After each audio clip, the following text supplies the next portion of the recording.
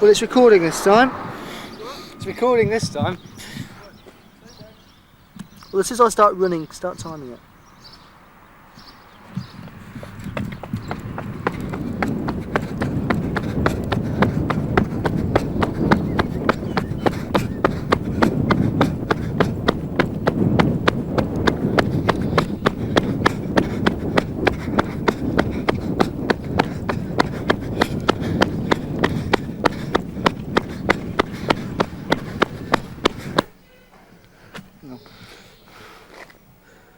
Can you lean back a bit more?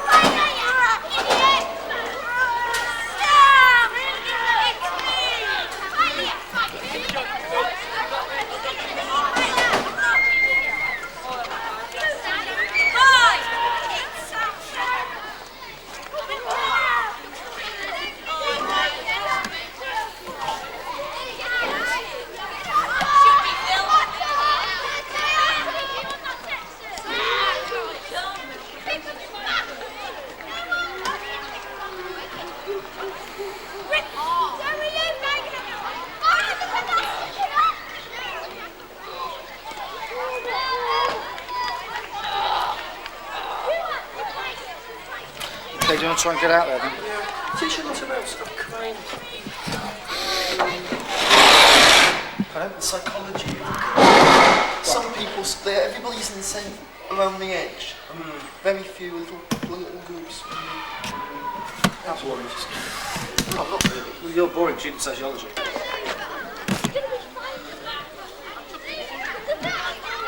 Trick is don't look in there, and they'll act more natural. Okay, just be...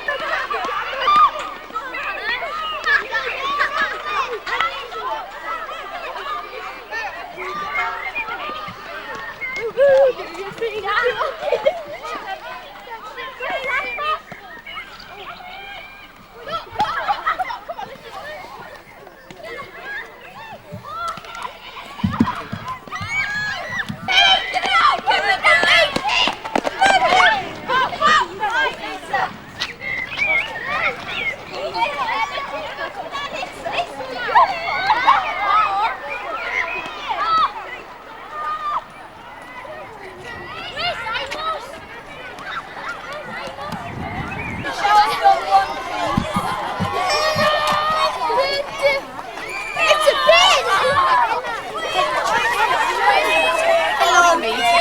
following everyone. Hello. One here on litter duty.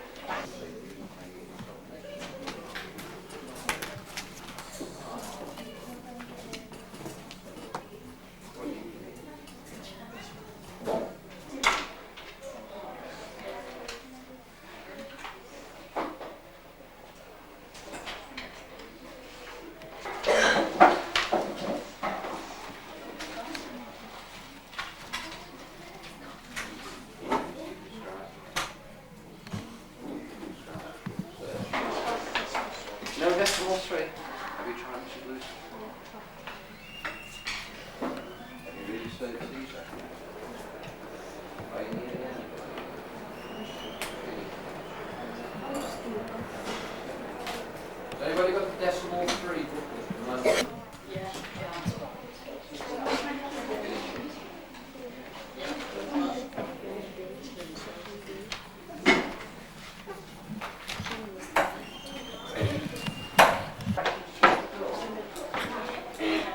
Anyone got any fractions in here?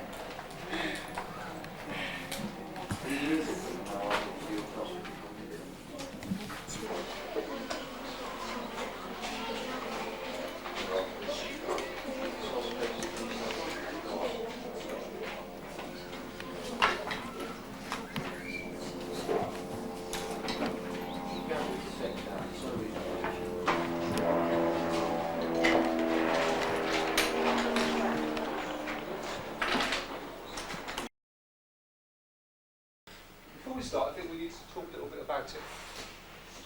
First of all, We'll work in groups of about 4 people. No less than 3, I don't think, because there'll be too much work for 2 to do, and no more than 4.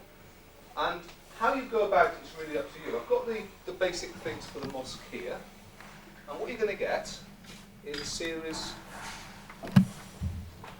on card of the pieces of the mosque. You've got to cut all these out and fit them together. Before you cut them out and fit them together, you need to colour them. Now, I don't think you'll want to colour every bit, you probably just want to colour some parts of them. So not the whole piece, but some bits to make those bits stand out. And remember what we said, what can't you use to decorate a mosque? What aren't you allowed? Right, Mohammed, so we can't draw pictures. How do Muslims decorate a mosque, did we say? James? Patterns. Yeah, patterns. Anything else besides patterns? Andrew? Large rugs. Yeah, there will be rugs and carpets on the floor, but they have patterns on. What sort of patterns would you see in a mosque normally? Lucy? Like flowers or things to do with plants? What else besides those things? Think of mats. What sort of things? Diamonds. Yeah, diamonds, triangles, mathematical shapes, hexagons, stars, those sorts of things. So mosques are decorated with patterns and which are made up of animal pride. You may want perhaps 2 of you to work on colouring and cutting, and perhaps you want 2 of you to start doing things to go with it. So we'll need to do some written work, I think, to go with this, to explain what the various things are in a mosque and how they're used. Okay, so you may want to do that, or you may want to all do this first, and when you've finished it, all work together on the written stuff. We've got, 3 lessons, haven't we? And I think next week's going to be interrupted a bit with most groups. I prefer you to do that, it's groups of 3 or 4, and you will need to move desks. So let's quickly do that. When we've done that, we'll give up the things.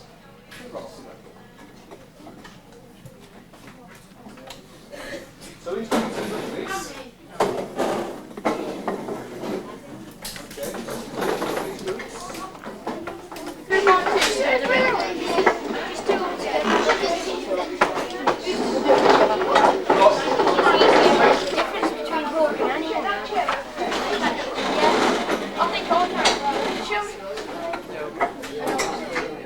I'll guess. Let's go with this.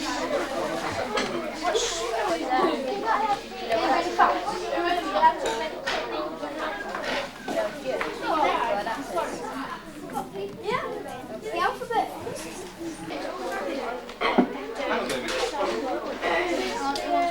Yeah, I'll go for that in a second. I'll go for this. Yeah, I'll press it on.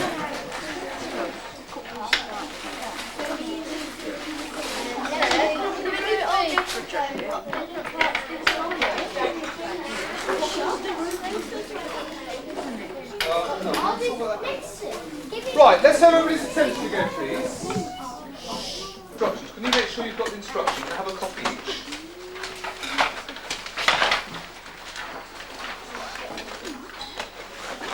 Right, now on the front of it, you've got a picture of what this is going to look like at the end. Well, it might look like if we do it properly. Okay, this is what it should look like at the end. And on the other side, it's got some instructions about how to go about doing the mosque. Now, don't do anything until I've finished talking. It'd be best if you do everything you need to do once I've finished. First of all, first thing you need to do is to check.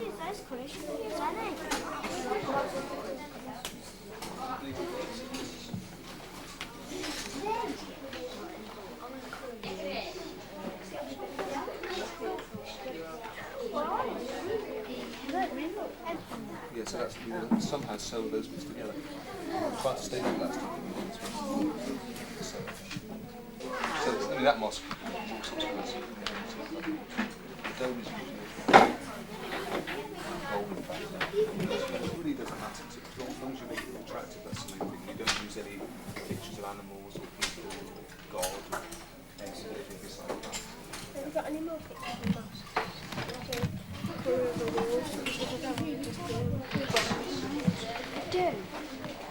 What? What's the donut?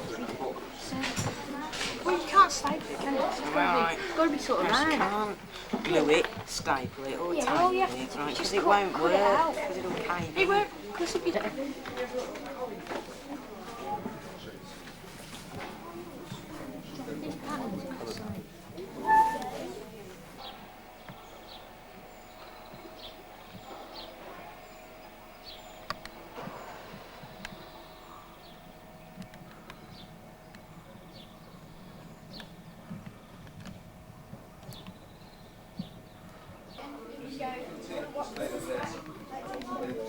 So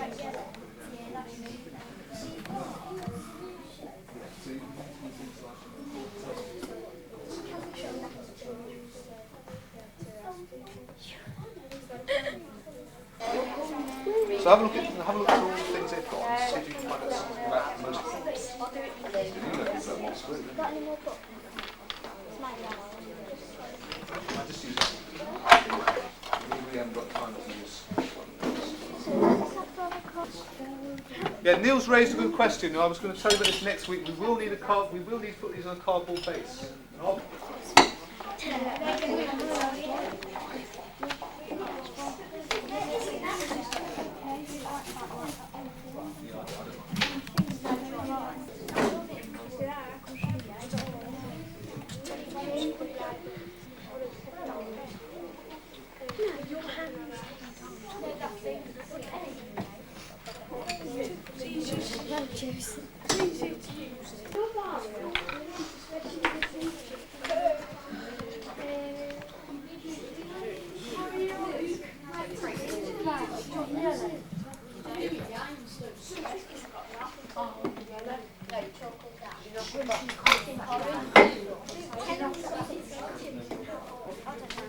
Get him in his body stand.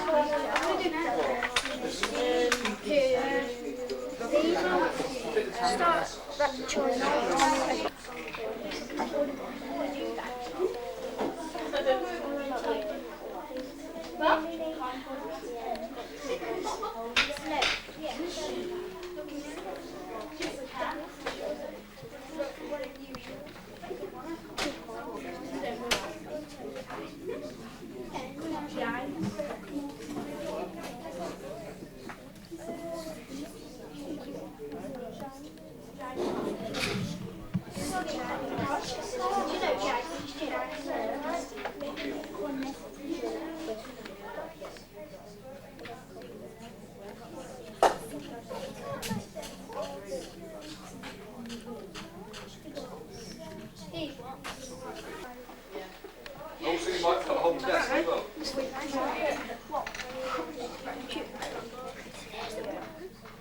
See them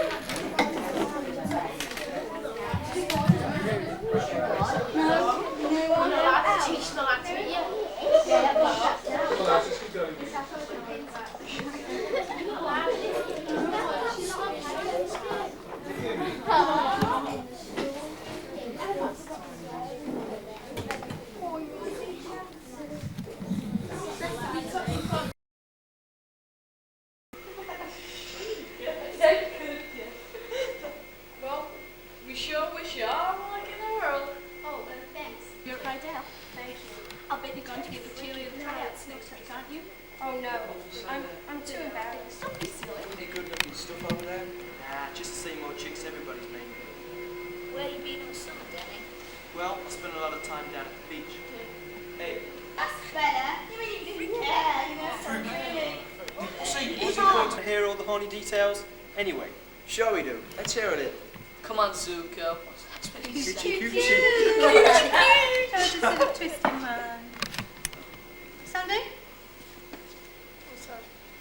I spent most of my summer at the beach. What for? We got a brand new pool right in the neighbourhood. It's real nice.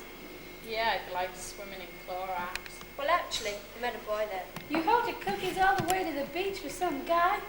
This was sort of a special boy. Are you kidding? There ain't no such thing. Oh, sorry.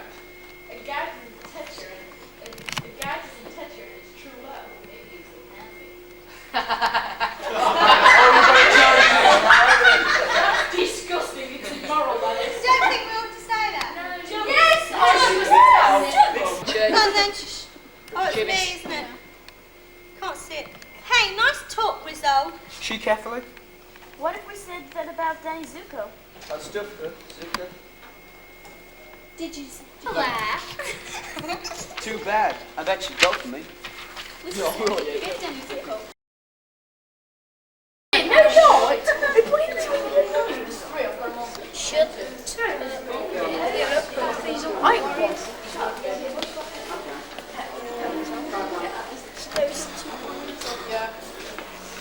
Don't forget to have a register. Might be my way. Yeah, can you go up there?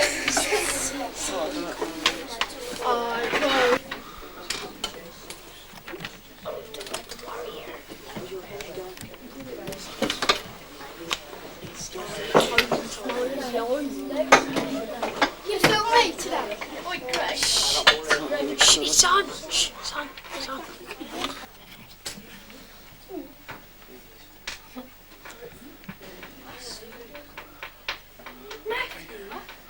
You're being so stupid.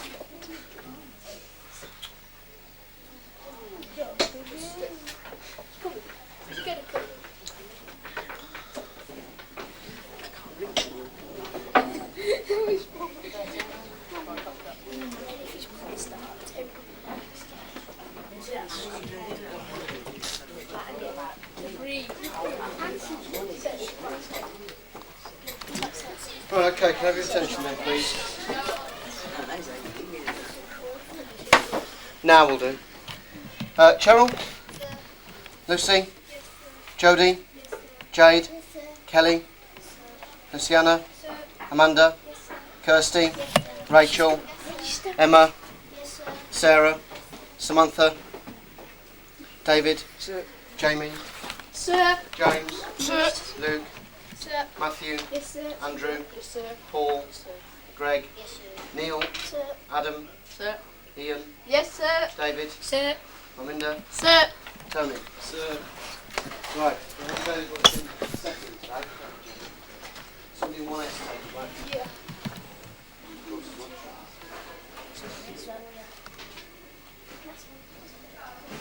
The only thing on Daily Bulletin is Arthington Youth Hospital Trip. All medical forms should have been returned to Mr Collison by today. Not, those will be handed in tomorrow. Mr Collison is not in school next week. But I don't think that applies to any of you anyway, does it? Okay, then it's 9:07 this morning.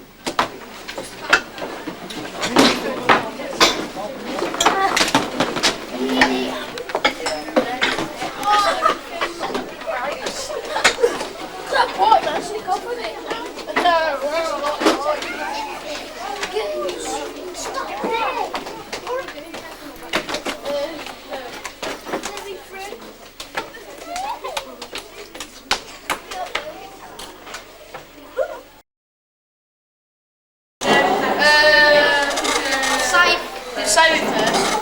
It's left foot. Where's, should we tell them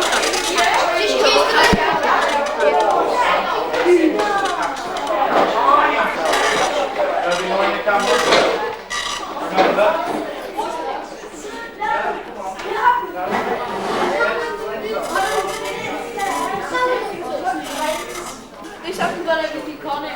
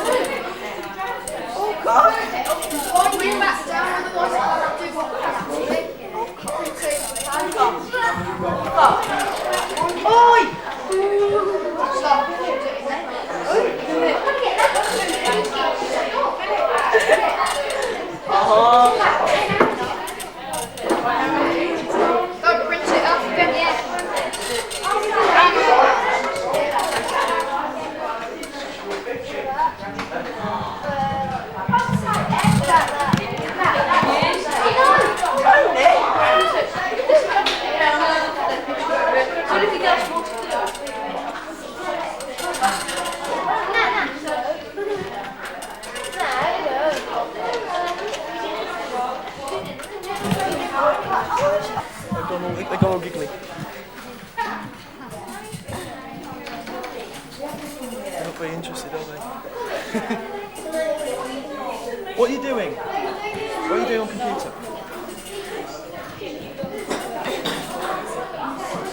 You have to speak a bit louder than that, though.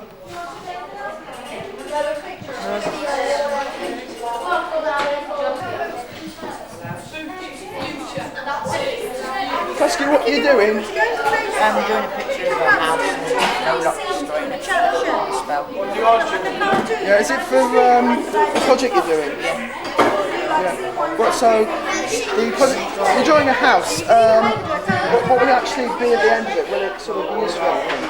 Are you going to use it for anything when you're drawing a house? Yeah, we're drawing it and then Moloch's going to be standing there. Can you speak a bit louder? I don't And Moloch's going to be standing there and he's going to be firing a spell that's going to destroy the house. Are you enjoying it? No. Are you enjoying drawing it? Are you enjoying the lesson?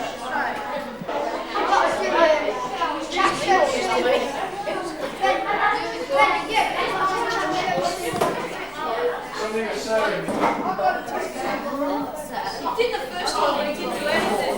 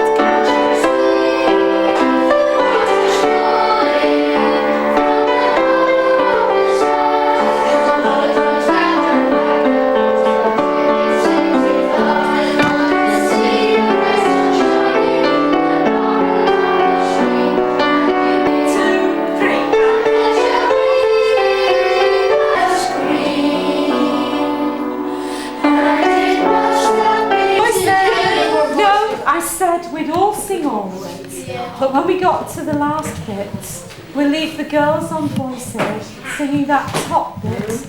You sing the bottom. Ready?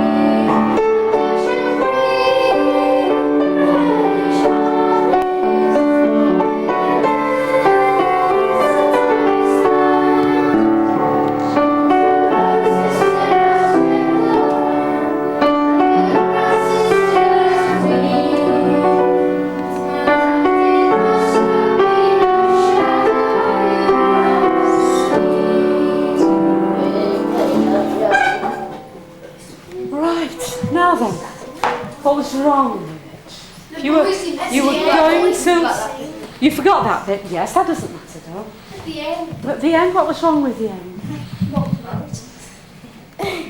If you were going to write a review of that, what would you say about it? Boys didn't sing, we didn't work hard enough. Singing is wrong. Sludge was a bit of beginnings and endings to words. And it also lacked what I call you weren't looking at the words, and you weren't thinking what the words were about. Now, the first part of the words, who says rubbish? That isn't so. Look at this, they can see all the good things. Now then, the whole thing would come to life if you could put that across. Now, the music helps you, because in the music, the first part of the tune, you've got one. Come on, find some energy. I'm working hard to find some energy. Now, one cue's bestest ever.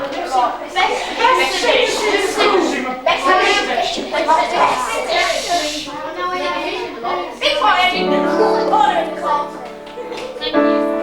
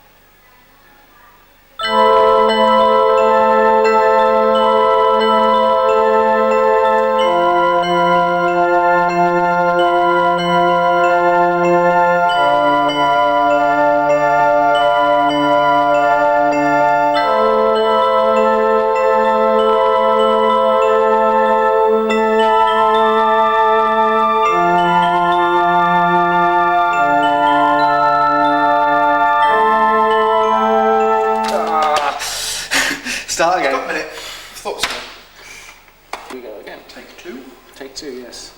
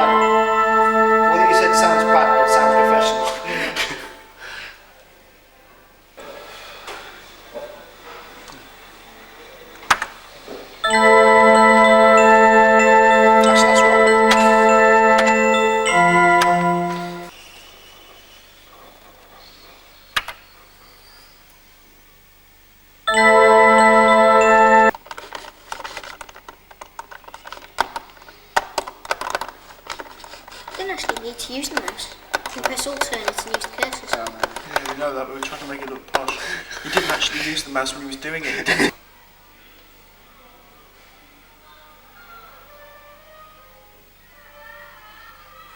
Cool.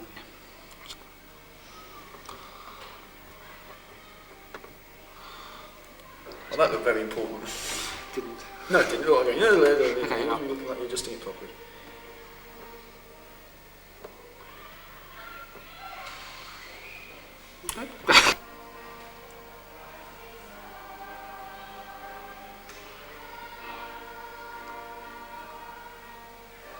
Didn't like that.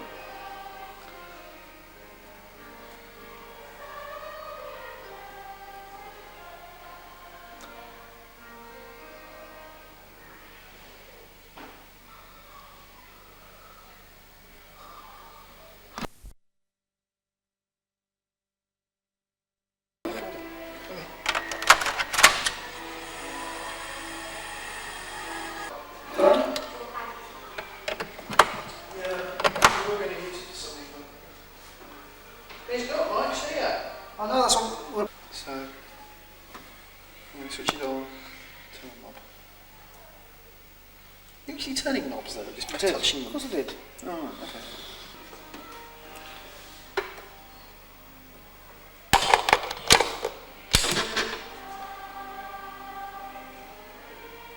Probably good enough. Okay.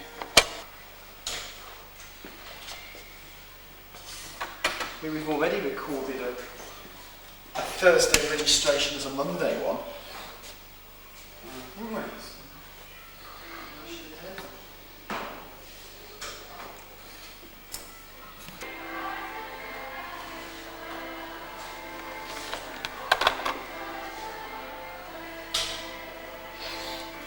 be enough of that. Remember what the music was like? It's got to look like it was...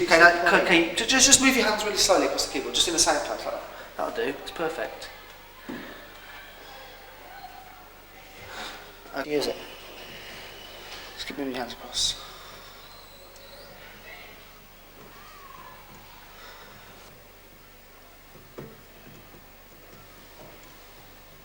Okay, what's your name, Liam? Ben Salmon. Ben Salmon? Okay, so...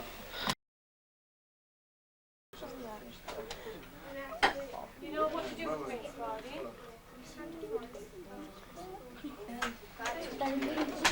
Yeah. I've got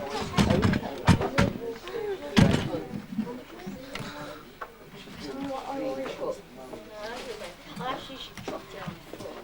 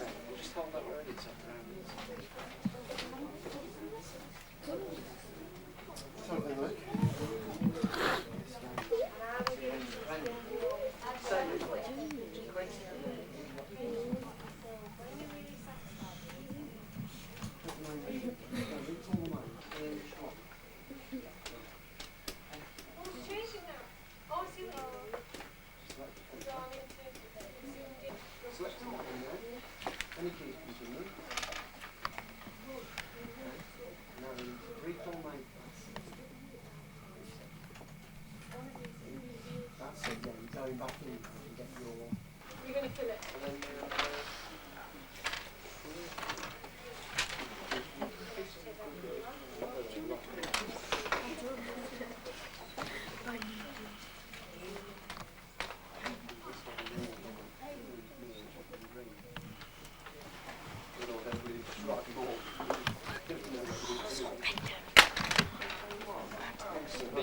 Start to illustrate.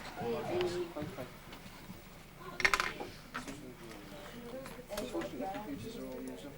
So you could go to L107. It's only going to be one because that's it. Into that.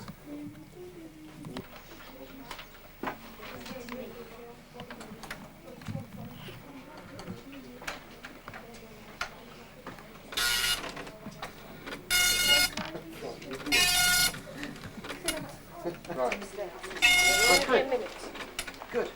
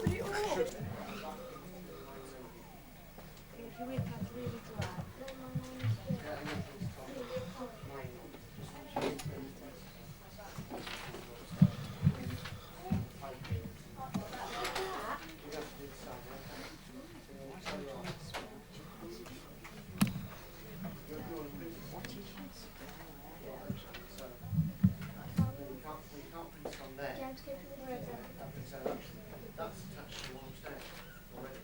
All of these are. The only reason we have to change it is to, yeah. Yeah. What do you think? All the way through the process again. Oh, you're thinking about your picture?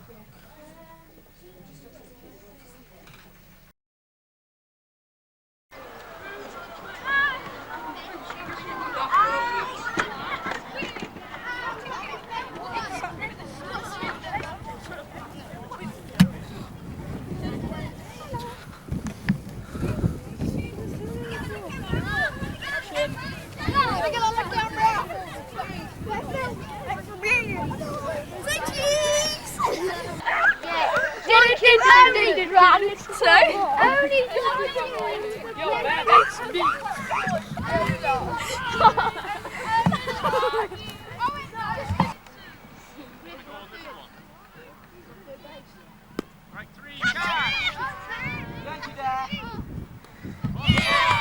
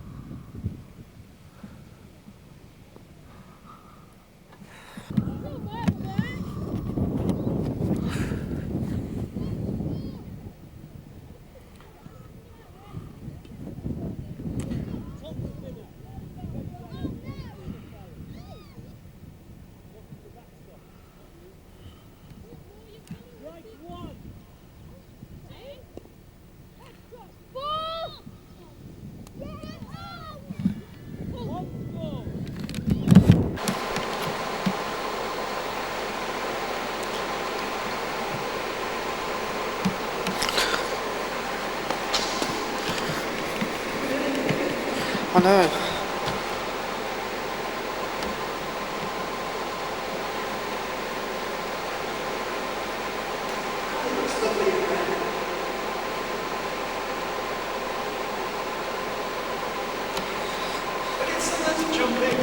Could do a shot from the other side as well.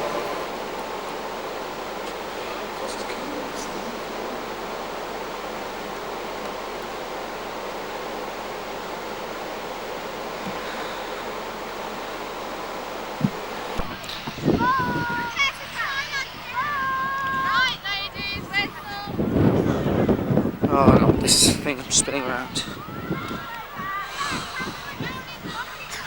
Okay.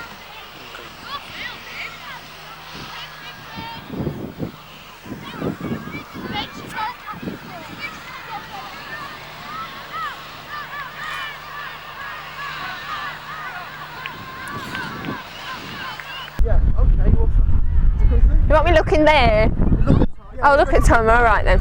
Okay, well, thanks for doing this interview at very short notice. You're a girls' sports teacher. Yeah. What are the sports that the girls are going to be doing? As first years are coming in, and this September we're starting a new policy of mixed PE and single-sex games. So for the PE side, the girls in the winter do netball and hockey, largely for about a 10-week block. It's a long block. And changing obviously to tennis, athletics and rounders in the summer. Whereas the mixed PE for the first years, obviously mixed lessons, girls and boys, over 5-week blocks. And they'll be doing swimming, dance, gym and a ball skills session, which is sort of an introduction to all sorts of ball skills which they'll use in the other game side in the future. Why don't you have more sport lessons rather than well, the problem being the girls actually were in favour, but as you can understand possibly the problem with rugby in particular, with girls and boys together, it was felt that the strength possibly would be a problem, and the boys were more bothered about introducing rugby and football, and they're losing. Perhaps girls are new to it, whereas the boys have already done it, and there'll be a problem with the teaching. So we've kept them separate for this year, but that isn't to say that they won't be mixed sort of in next year or the year after, as we persuade them a little bit. Because we feel the boys could quite easily do the hockey and the netball, but it was the rugby, more importantly the rugby, and possibly the football that would be the problem.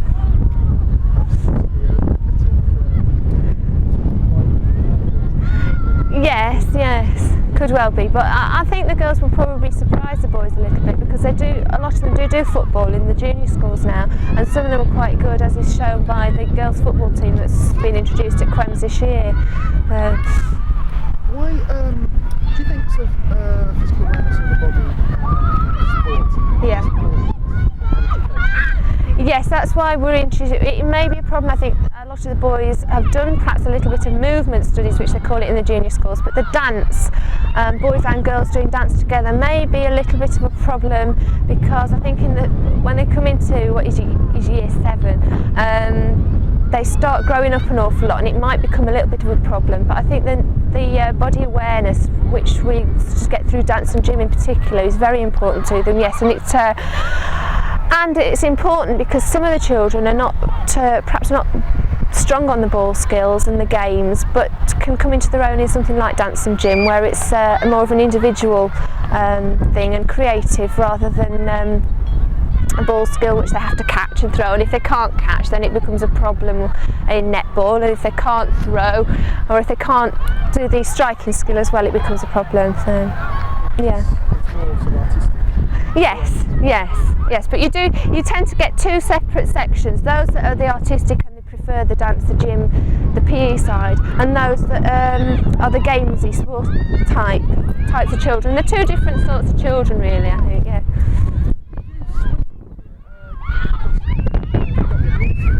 Yeah. Oh, God, it's not getting to put up the tower.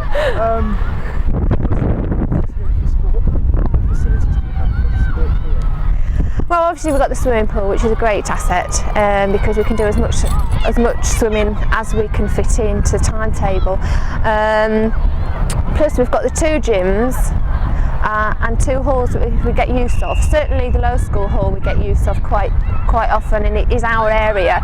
So we have gym, hall and swimming pool on the lower school, and the gym on the upper school with the use of hall if we're desperate. So and it's quite good. And all around we've got massive field space, so plenty of room for all the games, so, and the playground areas. That's great.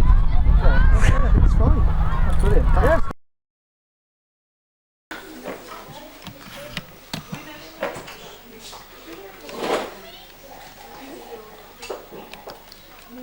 We won't show flags on things, I think I've coloured them. In fact, I know I've coloured the German one the wrong way.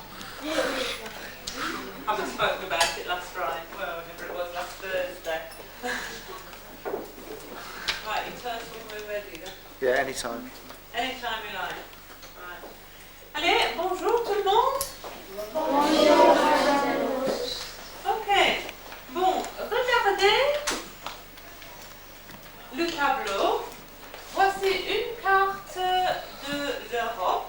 Oui, une carte de l'Europe de l'Ouest. Ok? Ici, c'est quel pays? C'est quel pays ici? L'Angleterre. Oui, l'Angleterre, c'est bien. Et ici, c'est quel pays? Jamie? La France. C'est la France. Et ici, ce petit pays ici? La Suisse. C'est la Suisse. Et ici, c'est quel pays là, Lucie? C'est le Luxembourg, c'est bien. Et ici, dans le sud, James? L'Italie. Encore, s'il te plaît. L'Italie. Encore. L'Italie. Oui, c'est bien. Et ici, aussi dans le sud, c'est l'Espagne. Tout le monde, répétez. C'est l'Espagne. Encore. C'est l'Espagne. Très bien. Et ici, c'est quel pays, André? L'Allemagne. Encore, s'il te plaît. Écoute, l'Allemagne. L'Allemagne. Très bien, tout le monde. L'Allemagne. L'Allemagne. C'est très bien. Bon, comment est-ce qu'on dit en français? Where are you going for your holiday?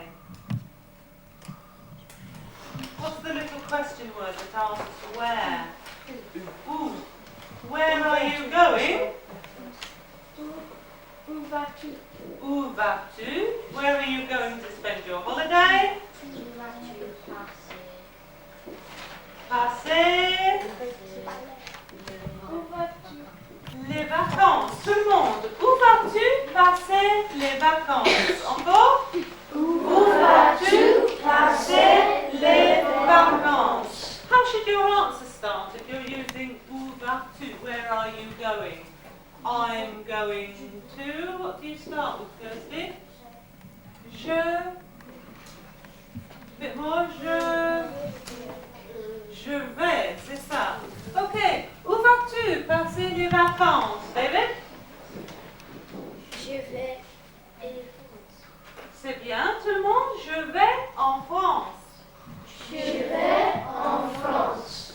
Où vas-tu passer les vacances, Jay?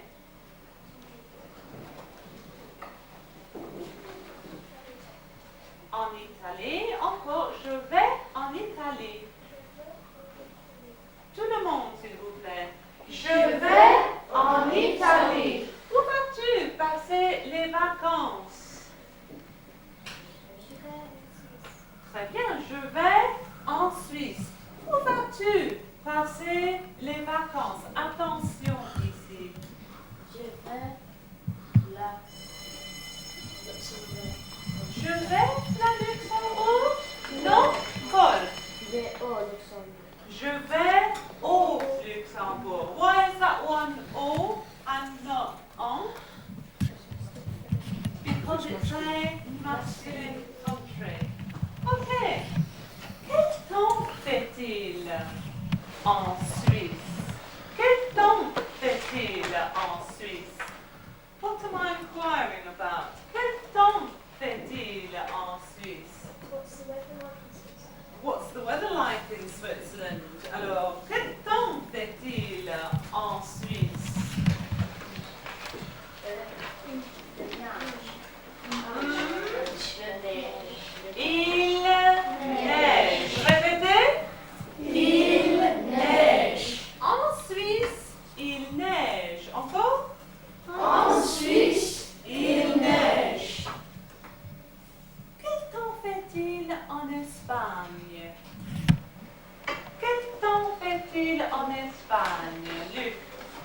Espagne, il fait soleil. Presque. Il fait du soleil. Encore, Luc. Il fait du soleil. Très bien. En Espagne, il fait du soleil. How would you ask me what the weather was like in England?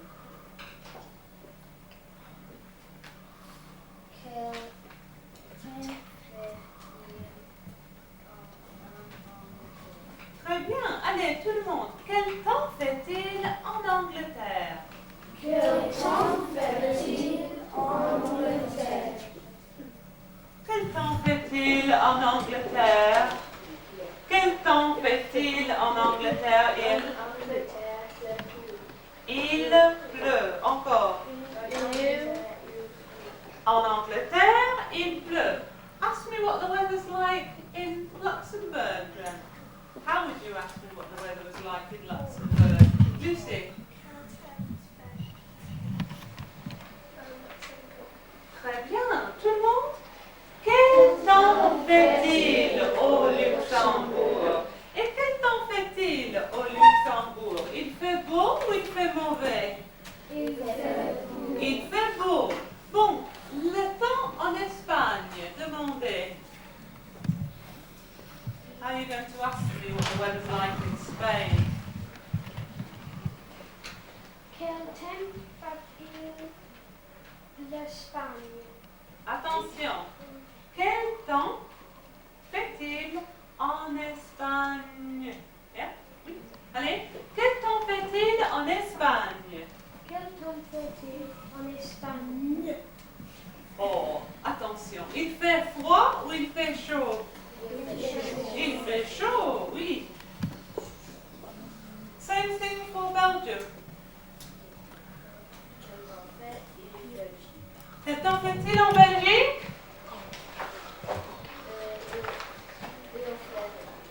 Il fait du vent. Ok, bon. Ici, nous avons des... Any weather in any country? Tu peux enlever ma veste. Oui, monsieur, enlève la... Right, decide who's partner A and partner B. Oh, you have to put it next to it, won't you? As close as you can in the margin, perhaps, there. Okay?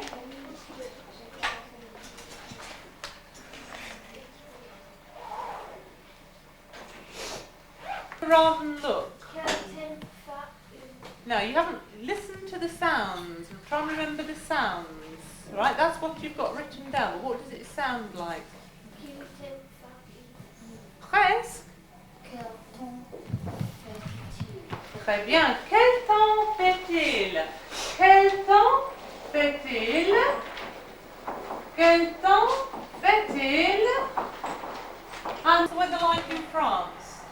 What will we add to the end of it? Quel temps fait-il?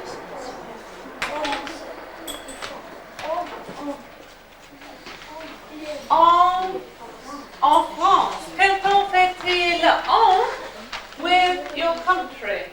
When will it not be like that? When the countries are masculine. Right, can you give me an example of one then? So, what would we say? Come on then, en français, qu'est-ce que vous dites?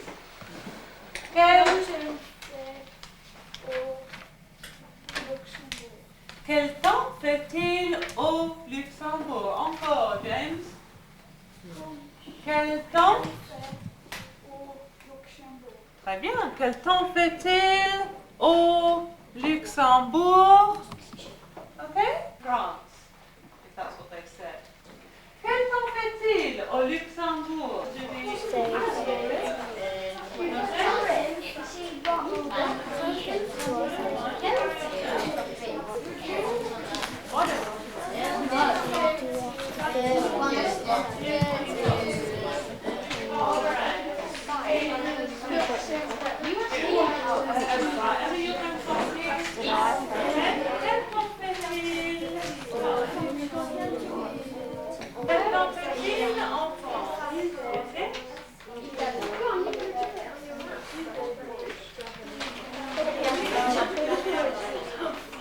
Right, I'll ask you the question. Heel, tear, back, heel,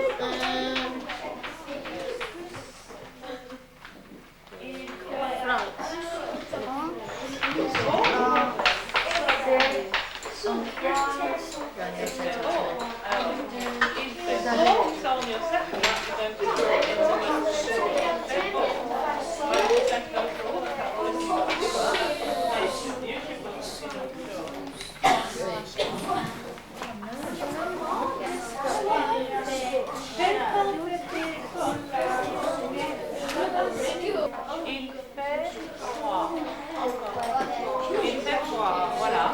Dessinez. Oui, dessinez. Il fait beau. Il fait beau.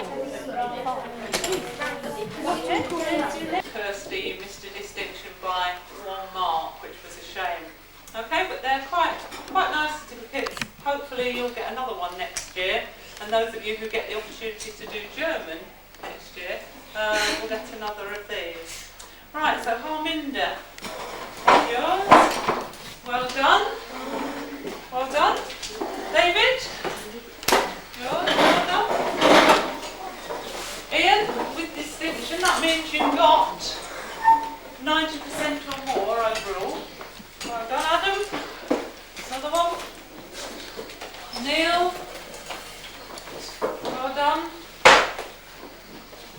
Well done. As I say, that's over 90% on the listening, reading and speaking bits. Well done. Andrew, Greenway. Good. Matthew. Excellent. 95%, I think, on that one. James. Well done. And Jamie. James Cooper. Luke Fulbrook. Do that again. James Cooper. Luke Fulbrook. What do you make of French? You enjoy it? Yes, good. Yeah, it's a good subject to learn because you need more than English if you're going to get a good job.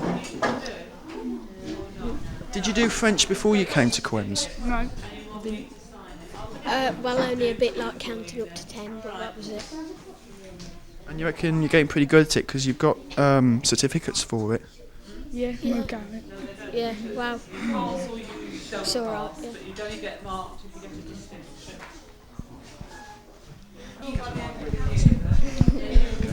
Right, first of all, can I have your names please so we can label you for the video? Amanda. Kirsten. Right. What do you are you doing French now? What do you think of French as a lesson? It's alright.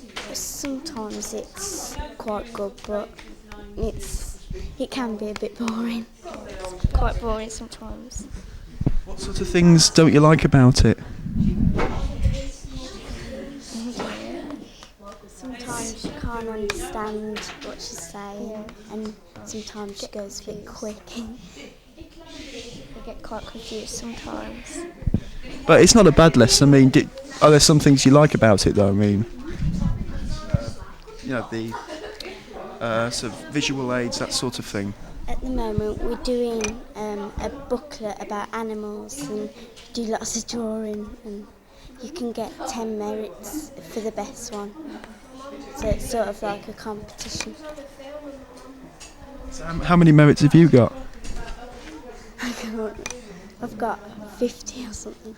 50 merits, that sounds very high. I mean, is that very good for this lesson? So you can get more. No, that's for the lessons combined.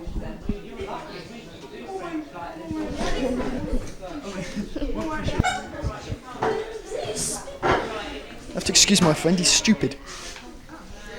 Okay. Alright, now your name is? Adam. Greg. Harminder. That's no good any. Alright, calm down. That's not much good anyway because we need your full name because we want to label you. So. Right. Adam McInerney. Greg Hunt. And what do you make of French as a lesson? I mean, do you enjoy it? It's not bad. Yeah. It's quite good. Sometimes, but sometimes it's pretty boring. because you have to pronounce it all right, and you can't sometimes. It's like saying German, long words. Did you do French before you came here? No. So you've come quite a long way, you know, from not knowing anything to. I mean, how do you rate your performance? Do you think you've been very good at this lesson? Yeah, quite good. It's alright. Some of the words are pretty easy to say, so it's alright. What do you especially like about the lesson? Saying the words and different things, writing all down. You get a lot of tapes and things presumably to listen to. I mean, are they good? Yeah, they're alright, but sometimes you can't hear what they're saying very well because they speak too fast. What do you make of, I don't know if you still get it, we used to get eclair. Yeah, you get those. Yeah. Well, you could tell us a bit about that. It's too long, and it's alright. It's better than doing work because you can get on with it. And, you can't talk to anybody, so you have to get on with it. What is it though? Because the people who are going to be watching this video don't know anything about it. Well, you get 5 eclair tests in a year, and the first one you do about directions and places, like the castle, chateau, the police station, commissariat. You do all that in the first one. The second one is about fruits and asking I would like and that. And what's the third one about? I think it's cafe. Yeah, about the food. The foods and that. And then the fourth one's what you like doing and different sports. Yeah, sports and that. We haven't done the Eclair 5 because we missed that out because of exams. Because we're a bit late. The graded test, which you get the certificate for. Yeah. But as a book sort of teaching aid, it's quite good fun to use, isn't it? Because you used to use it. You see, you can also, if you want to, use the books in the biblio. They have different stories and there's questions. You can read them. They're all in French, and you have to ask questions. Bibliobus, could you sort of describe what it is? Well, it's a book and it's a story, and you've got different stages. You've got the easy level, and it goes harder, every different colour. And what it is, it's a story about like asking for food and what you want down a supermarket, and you have to read it all in French. And at the back, it's got questions, and like what's the name for a dog? And it's a chien. You just ask questions like that in the story, nothing else. So you enjoy that? Yeah. And it's got what they mean on the back of the book anyway, so if you want to check up. On the wall you get asked to do different posters like over there. There's different posters about what things you like to do and that. So that's quite good, really. Okay, that's great. Thanks a lot. I've been interviewed. It's been good. You want to be interviewed? Yeah. What can you tell us we don't already know? No, that's the one. Should we do a bit of corny camera work where we have them all sort of fan out? No. Can we do anything like that? Yeah, you got a second new box. Make it French. Did you enjoy it? Yeah, it's pretty good. I like the all the posters that we do in that. And we've done this little booklet about the animals and that in French. Did you do French before you came to QEMS? Yeah, we learnt some basic, hello and that. Hello, goodbye, and things like that. And asking your name. That was at Flaxhill. Just wait. I noticed you've got a certificate. I mean, what did you have to do to get that? Well, basics again, really. There's asking the way around just around the place and that, and a basic little bit in the cafe. Asking what you want and what drink you want and that, and going into the supermarket, buying stuff and going to the till. And that's all we did really. So is it pretty hard then to do that? Not when because we do it all the way through the year. So we've done it before. So then we had a little exam on it, and we passed the exam. So we got this certificate. So you enjoyed doing it then? Yeah, it was good. Thanks a lot. Actually,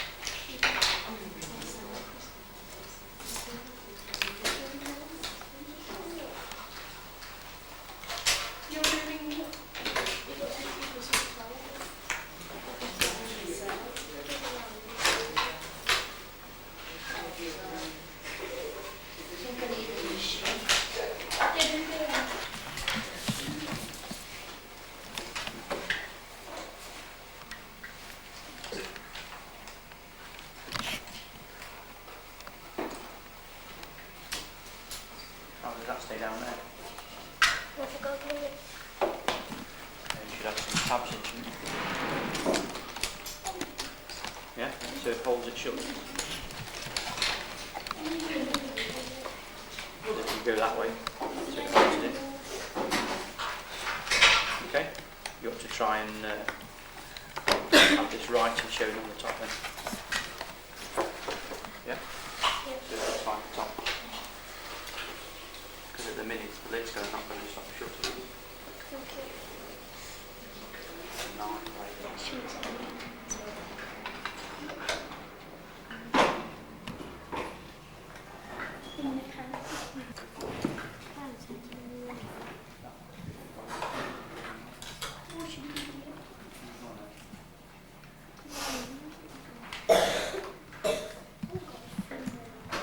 Anybody recognise this one? No name on it. Step-by-step guide about 3 million years ago. Yeah?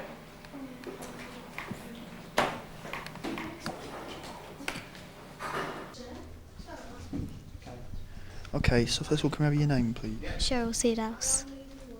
Speak a bit louder, come on. Cheryl Seedhouse. Okay, and what are you doing at the moment?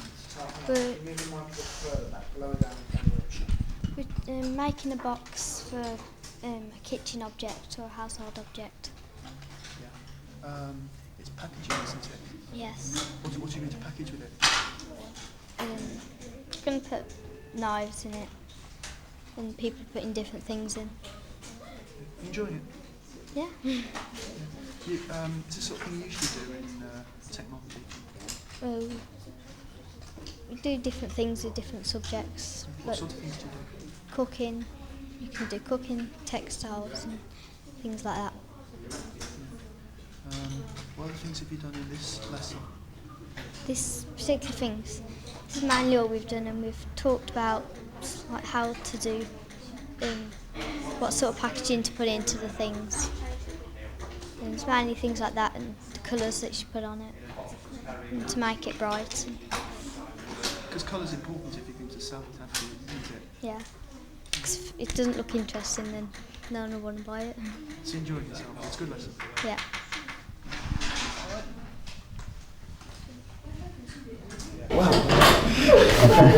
Sounds right to me. What are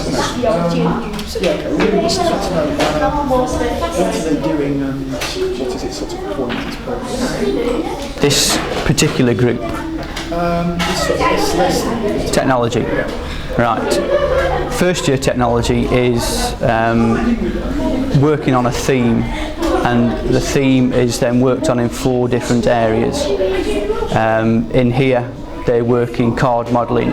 We do some design using wood, design using metal, they do some textiles, they do some home ec food. So they get a taste of working through the same theme in 4 different areas.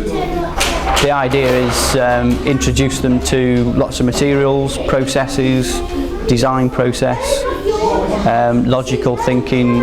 It's a taste of everything really in the first 12 months, and then they'll go on and repeat the same procedure with different themes next year as second years. Obviously it's the enjoyment's important, so you think they get the buzz out of it.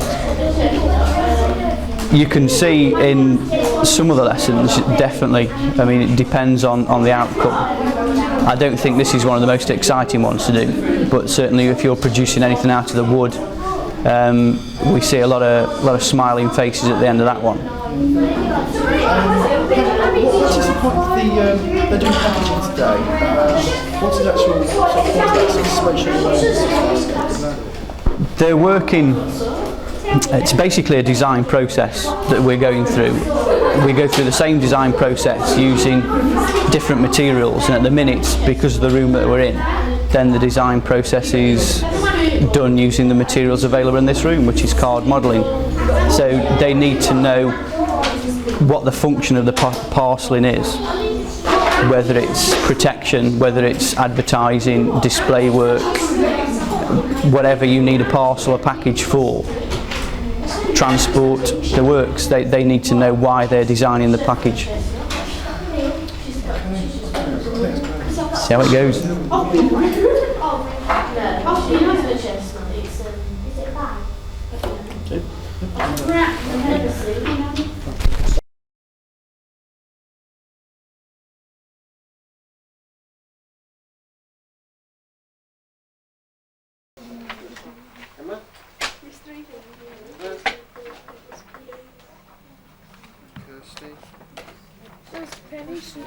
Sorry?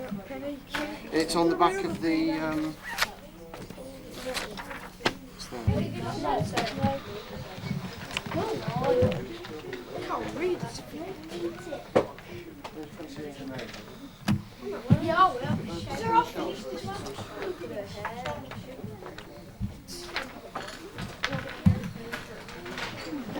So, have you got any better copies of these? I can't read them. Sorry. You have glasses to read it. Which part? They're small, isn't it? Soon Penny are at the sort of school summer camp. It's the first day. Okay. Can you read that part? Yes. Yeah?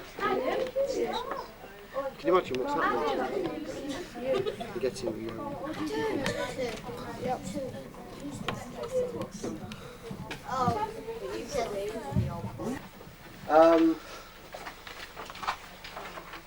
People are having difficulty reading the box at the top. You see near to the number 6. Yeah? You see that? The box at the top on the cartoon strip. What it actually says is this. Sue, Satya and Penny are at their school's summer camp, which is the first day. Okay?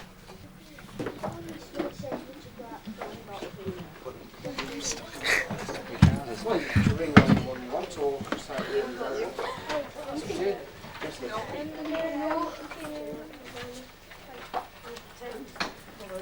Have you put your fasten your stuff into your folder? It's all fastened up. What's your name? Luciana Haitley.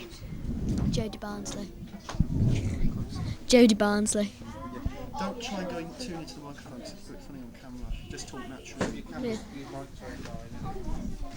Is that better? Yeah. So what's your name again? Jodie Barnsley. Right. And what are you doing at the moment?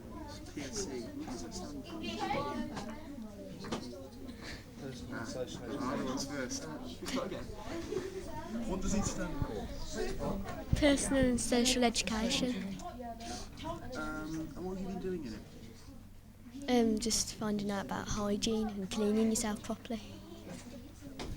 What sort of work, other work have you been doing smoking. About drugs and that. Yeah. Do you enjoy it? Yeah, it's alright. We've got some work here. What?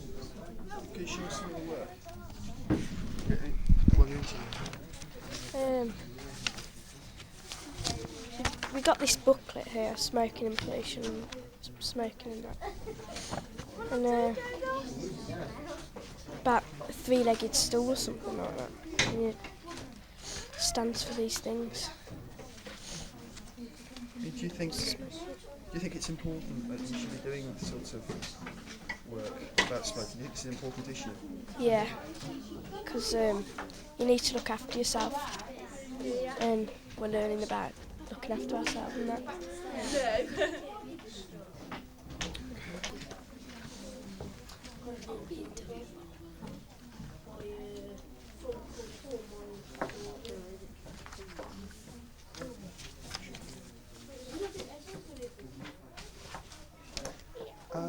Hang on. This is going to look...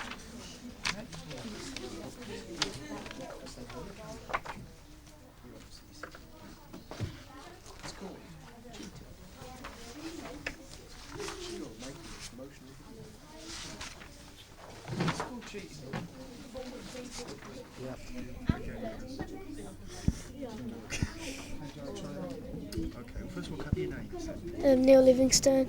Ian Pratt. And the computer's bit. Mrs Percy, what are you doing at the moment? Well, we do about sex education, keeping yourself healthy, and things like that, and self-confidence. We've done sheets on three things that we think are good to keep ourselves confident in things. We've got a booklet in our folders about smoking. Do you use sort of videos and things? Have you been out on trips and stuff? Well, we haven't been out on trips, but we've gone down to L11 to watch 2 sex education videos. Well, L11 is a science lab. It's there's a down by the science labs there's L5, and that's an environmental science lab. What kind of work have you got in here? Well, we write down all the achievements what we've done and things what we'd like to improve on. Yeah. We do projects on smoking and things like that. What's your favourite thing you've done so far? This project on smoking and drugs. What did you do for that? Well, we had to look at this booklet and we've had sheets and we had to do different things like design posters to stop people from smoking and answer questions, because there's questions there. Yeah? Yeah.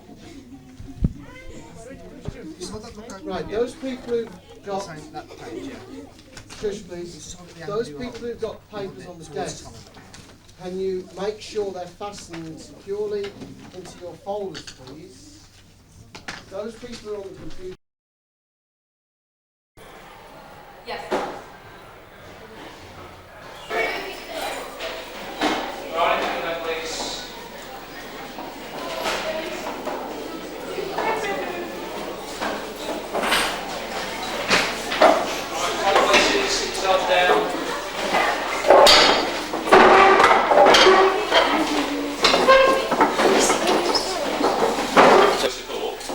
First thing is finish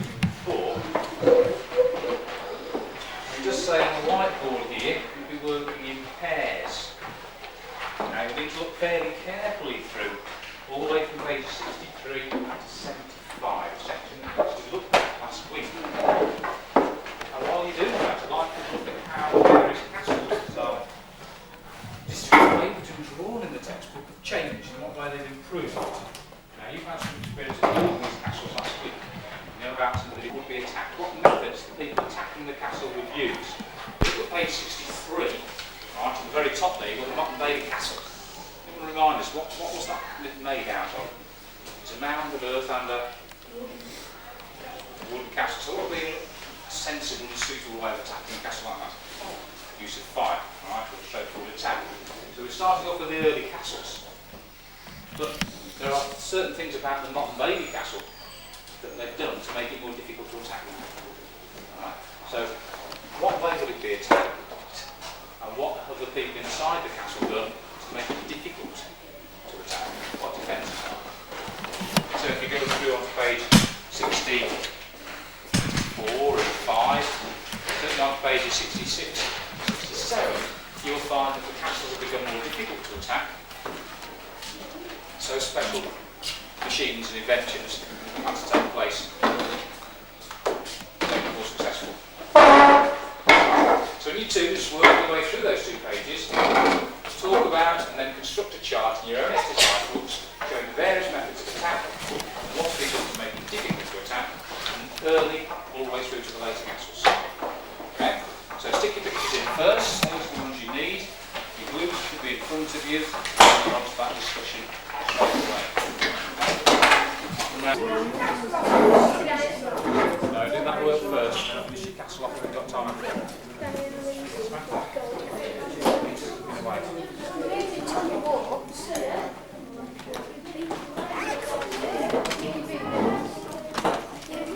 you know what you used to finish this diagram?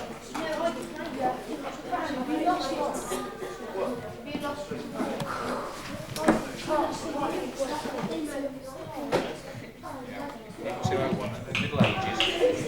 Not sure where the book is or what page it is. We'll mark it before the end of the day. I'll not talk about tomorrow.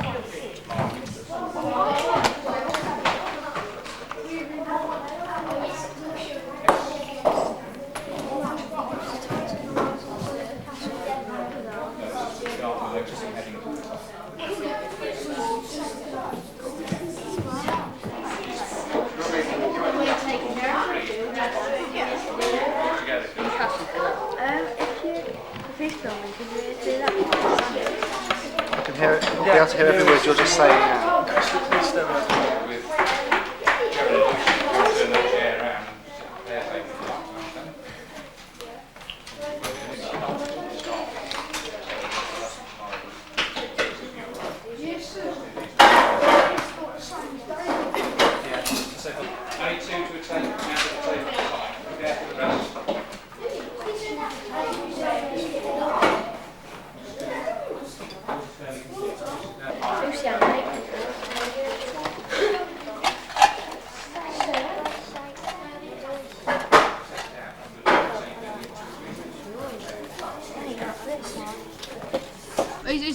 You don't mind? No, I don't mind.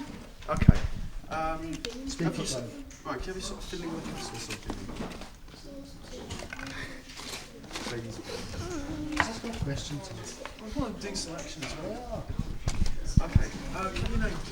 Adam. McInerney. Yeah, I know. I had your name before. It's good. Check. What are you building? Well, it's a Norman castle. We had these pieces of paper, you had different things on, you had to cut them out and glue them. And then you have to fix them up. There's different ways to fix them up, then you stick them on the green card. Yeah. What other kind of things have you built? Is this the only one? This is the only one, yeah. We haven't built any of this. Yeah. Enjoying it? It's alright. It's a bit hard. You don't say No, it sounds like it'd be good fun. No, they're too fiddly. Too fiddly, yeah. Are you talking? You look sort of this way. Okay, what's your name, mate? David Ridman. Andrew Greenway. Yeah. What are you doing at the moment? Building a normal castle. Motte and Bailey Castle. Enjoying it? Yeah, it's good. It's a bit gooey and sticky there. You have to put a lot of glue on. You've got one over there. Yes. Look at it. Falling apart. That's all falling apart. So how long did that take you to do? A double lesson and a little single. So it took about an hour then? Yeah. Right. I mean, look, it looks pretty good. Is it sort of, you know, to scale and everything? Is it just It's a little thing in it. Little. It'd be a bit bigger than that. Well, Yeah. that's not life size. I know, but Ritual humiliation of me, this is. Alright, where were we? I was talking about okay, let's not talk about passing. What else have you been doing this lesson? This lesson, well, we stuck a little poster thing in the.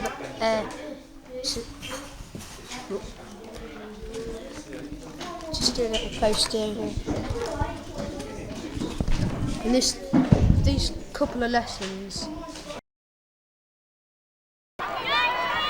Up, wandering about.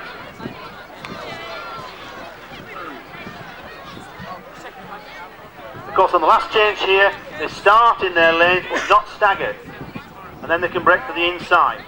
So it seems to be Peel have changed first, so the fourth year beginning seems to give an advantage at the moment. There are 4 more changes to go. Got a 30-40 metre lead for Peel. Good change, break for the inside, break for the inside. She's going gradually. So the gamble to put the 4th year first by Peel seems to be paying off. Last change.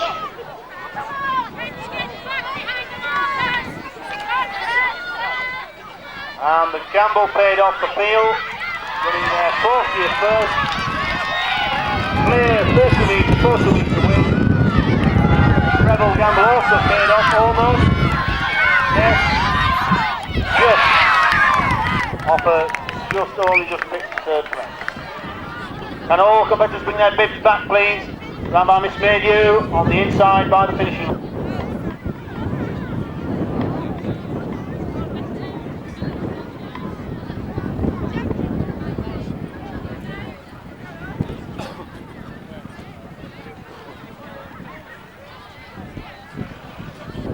.03 and 4th place Guy. 2 minutes, 8.87. You all ready? Starter.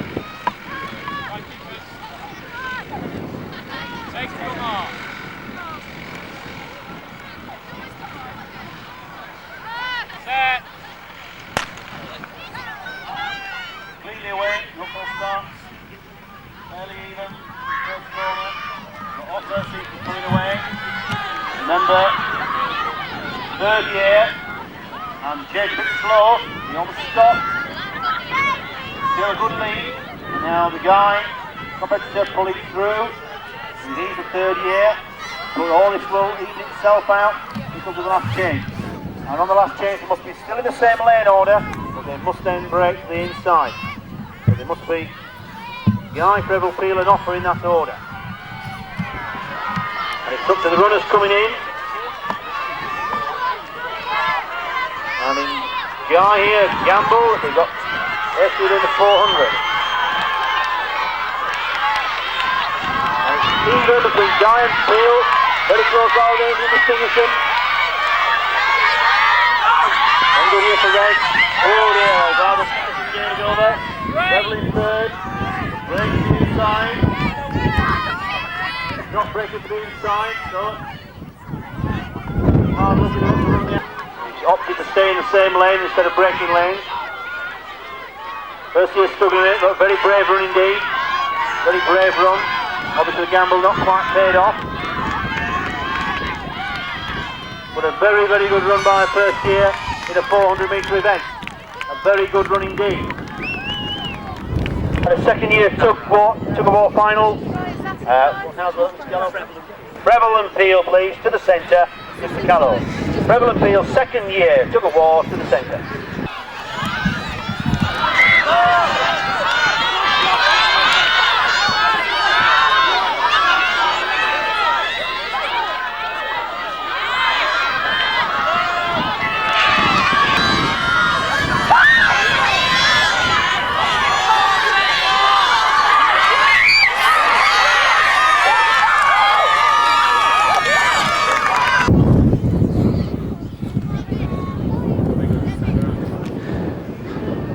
And it's also in focus there, good. And find the girl.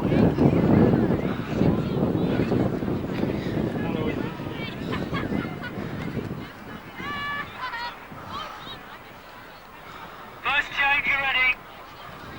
Second change, you ready? Starter.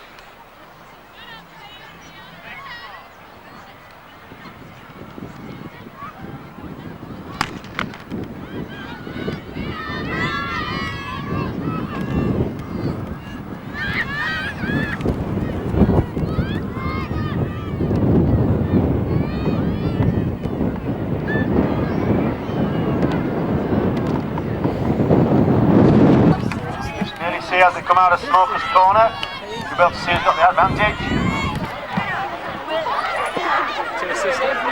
Very even indeed. Give you up from this I could see who's the lead. I think it's Rebel just. Yes, Rebel by about 2-3 metres. Now we can break for the inside as soon as you get the dance. And now they slow down, saving the pace. 400 metres.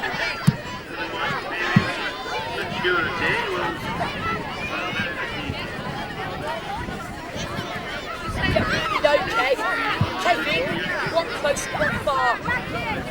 Michael, one close and one far.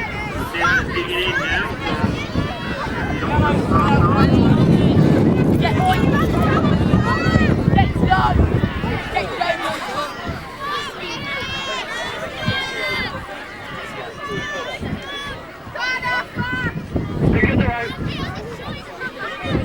Go this way, go this way.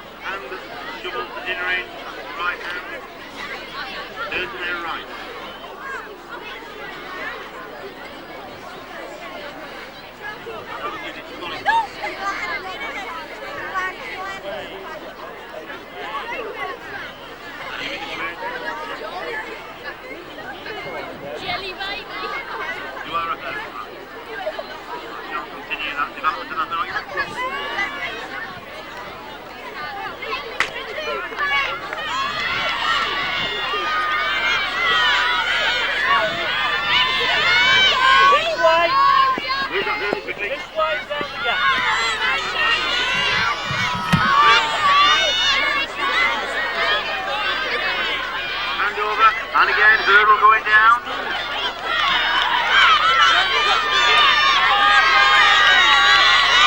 Bring back, don't hurdle. Don't hurdle, go back. Don't hurdle, go back.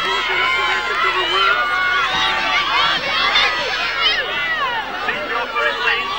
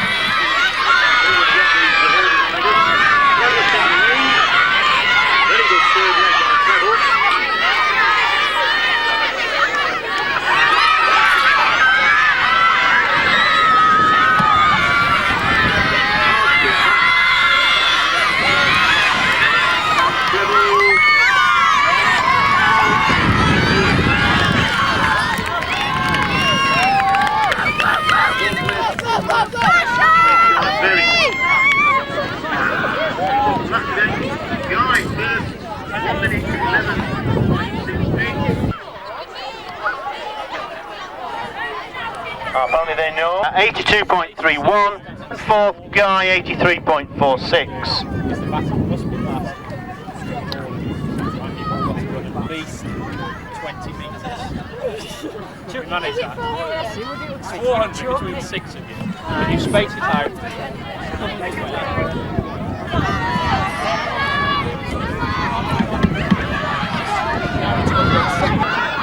On this side, although the pulling is not too even, Anchorman needs to straighten his back a little.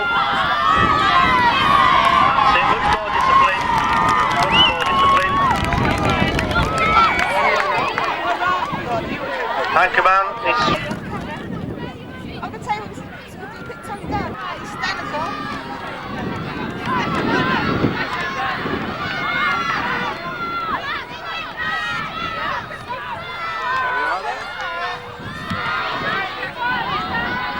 Oh yeah.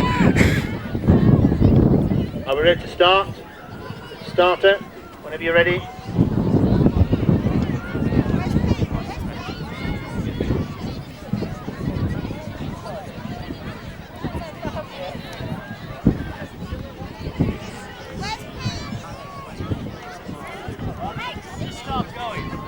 Underway!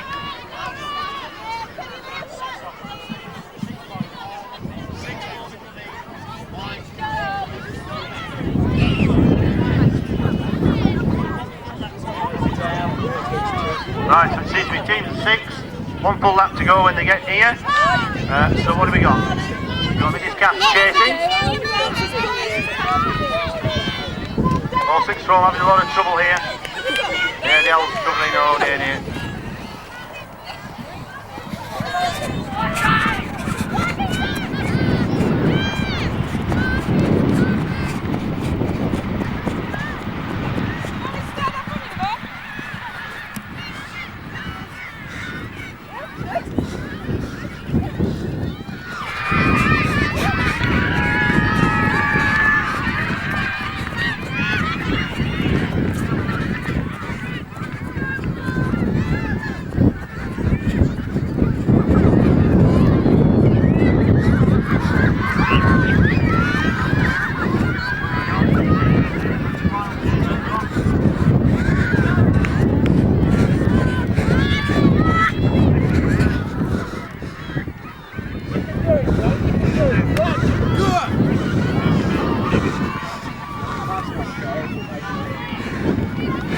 Could I ask Mr Owers to come over please to make the presentation?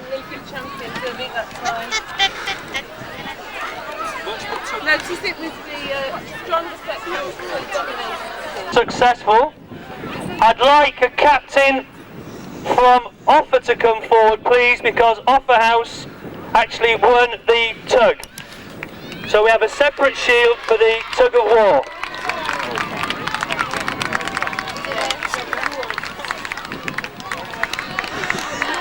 Offa Offa representative, please.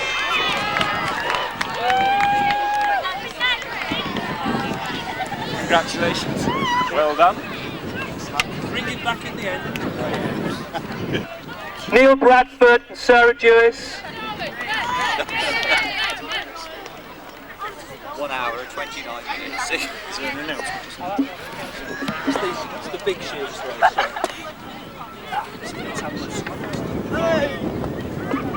These three are on behalf of all of you that took part in the Tamworth Schools the other week. This is the Tamworth Schools Athletic Shield, a shield to be proud of. So they're collecting this on behalf of all those athletes that competed. Well done, Sarah. Well done, Lee. Hold it up. Well done, Mark. That's yours. Show it to the man with the camera. Fourth place with 137 points, Guy. Third place with 157 points, Freville. Second place with 160 points, Offa. And the winners with 177 points, Peel.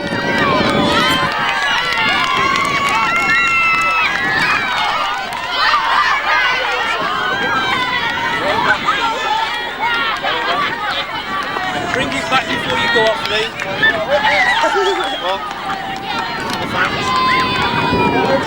Right, listen carefully now, please.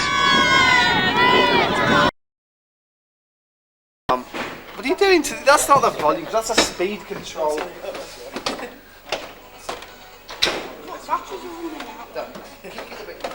Just like move to the beat. Just talk to each other. Just talk. Look at each other and talk. I'm filming at the moment.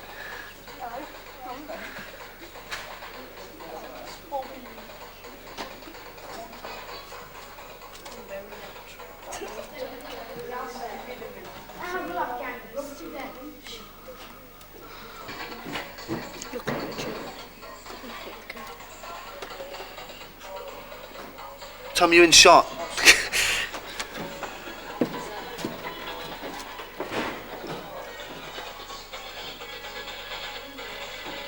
That'll do. Now turn around again. If you try that again, you look really embarrassed. Well, they are. Okay, turn around. You think? Yeah, that's good. Alright.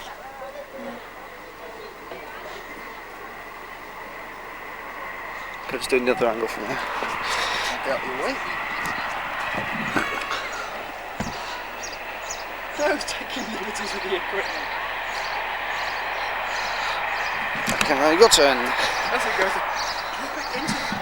You're still filming? I know. No. Yeah, don't look at me, just look across. Don't look at me, just look across at the... Look at Tom. Let's do it.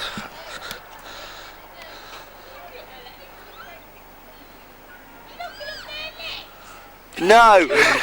Yeah. I'll do a shot from behind.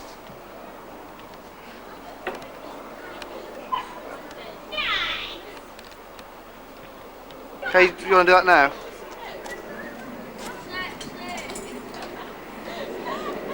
Yeah, Tom started the music. Okay, if you just like swing to the music a bit. Hang on, let's get you in focus. Go.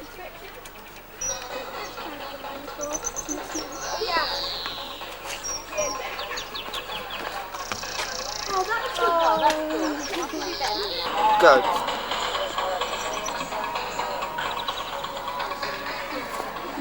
You're a natural. Go again then.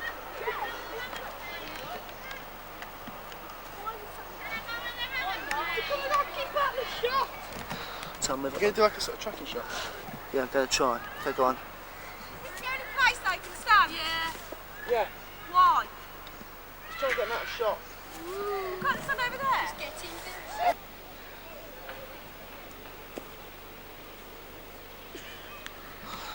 Yeah, well, please. Can you get right out of the way, please? Out! Okay, do it this time. Properly this time. Oh. Ready? Yeah, I'm just watching that you don't hit the camera. Go on. That's pretty rubbish.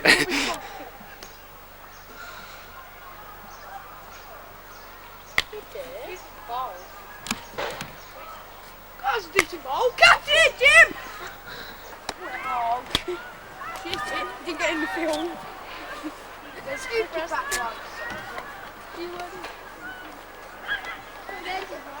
God, there's splits as you catch it. Claire. God, there's splits as you catch it. Hang on. Oh, go on. So we're going to do a close up of your bat. That would be good. Sure, acrobatic skill.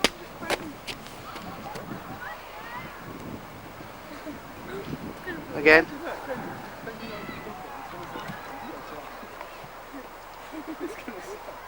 No, she jumps up in the air, does one of those things and catches it in midair.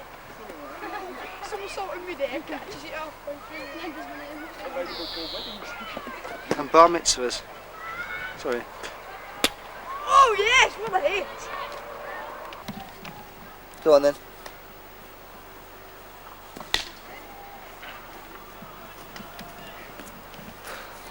Okay, hang on. Tom. Yeah, that was okay, hang on. Ready? Go on.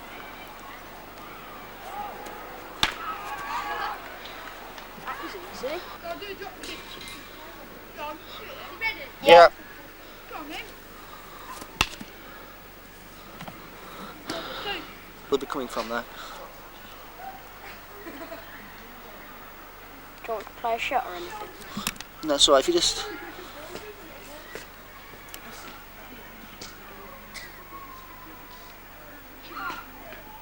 Okay, that's fine. Now if you stay there. Now bring your leg down, you know, like you brought your leg down, and just do that, do that again, so as you've just landed. And let's just do a shot. Just stand up and just dive in. Ready.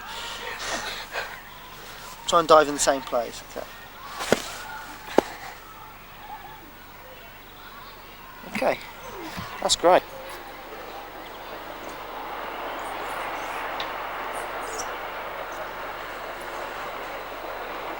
Oh, no, wait there. At the top or about here? Oh, there will do. Yeah, okay. Now go down.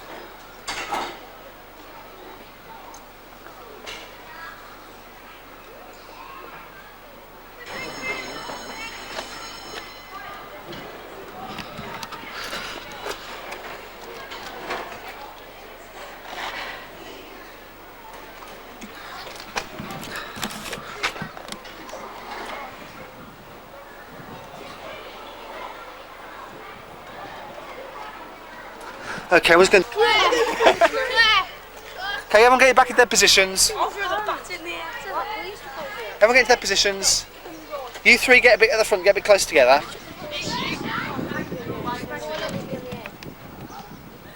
Okay, now do it. 3, go on, give me the countdown. Okay, Get back into your positions. Ready, Gareth? Hang on, Right. they're going into position. Okay. You give them a countdown. Right. 3, 2, 1, now! Perfect. Yes. Perfect. Thank you. The battery's just run out. We're going to do the display. Ready? I think Luciana put her hand up first. Somebody down here, yes. You're a good talker. Just make sure you don't boss everybody else about as well. Luke, is one of your paintings up on the display? Who else have you got? Is your picture up there? You're not sure. So, could we have another girl apart from Luciana's part? Go on, you can start to take it down. It's okay, you can go in and start to take it down if you want.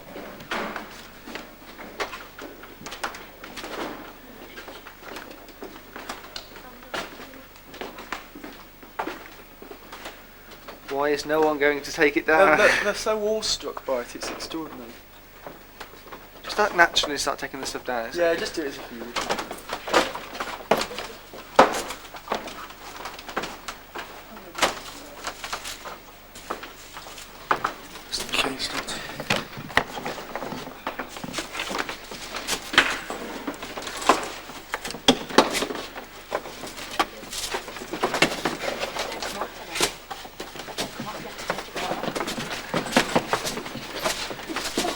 You'll never be a real sound man, Tom. I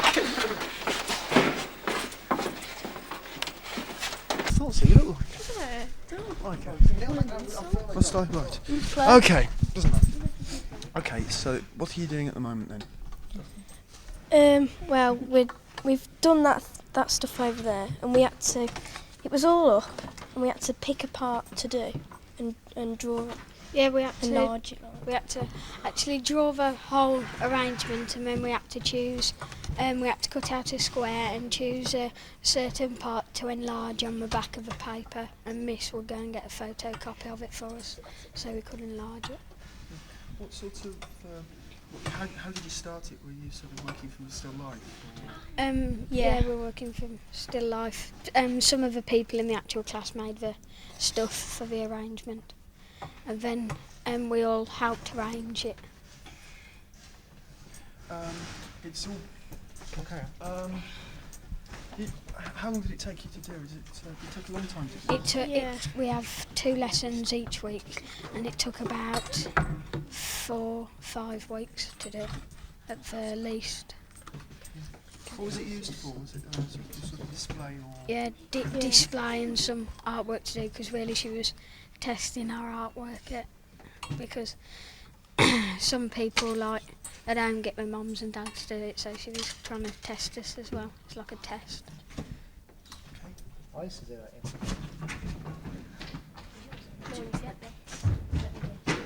Well, it would be. It's like a bite pin, haven't you?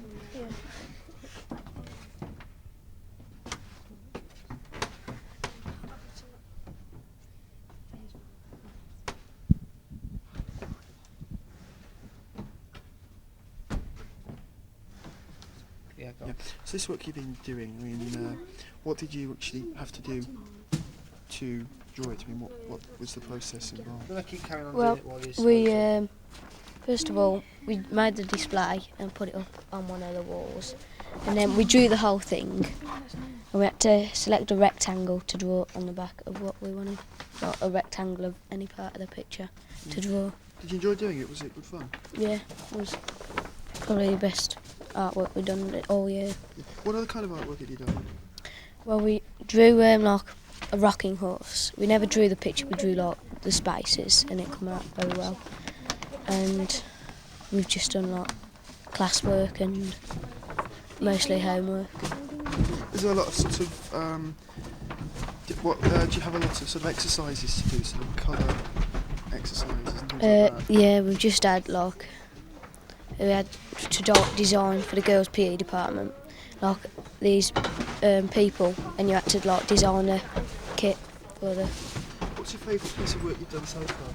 Probably the rocking horse. Yeah. Why do you like that?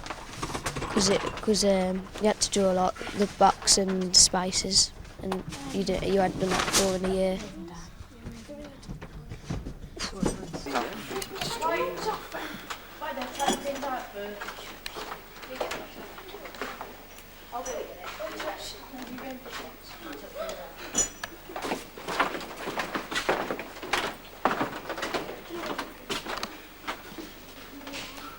I'm going to carry that board. We ought to have. Hang on, I'm going to carry that board through, so let me just do this.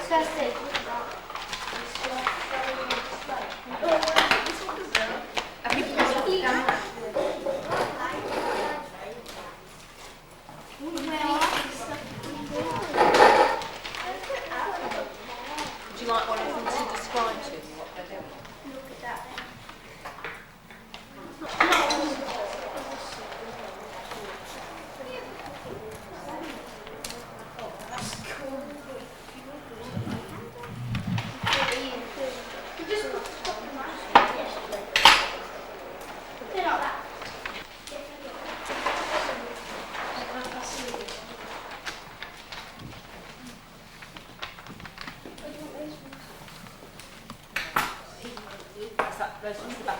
That can be moved around. That board's mobile if you want that to. I've taken most of it down.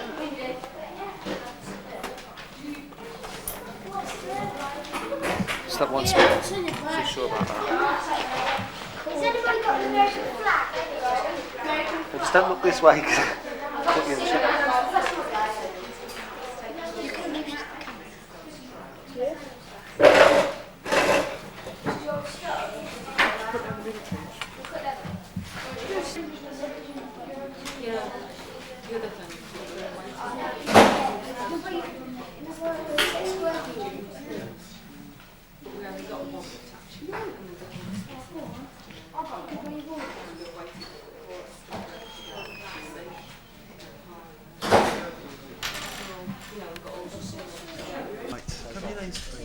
Amanda. Let's go a bit louder than that. Amanda. What's your full name? Haviland. Amanda Haviland. Jade Griffiths-Jones. What are you doing at the moment? We're cutting out pictures to go on a banner in the girls' PE department. What are you doing? What are you actually cutting out at the moment? Pictures of people in their jogging wear or whatever. That's going to be used for some girls' PE department. How long are you doing it? Just different. Just put different suits on them. What? Wait, look, they look really colourful. Is the colour very important, you think? Yeah.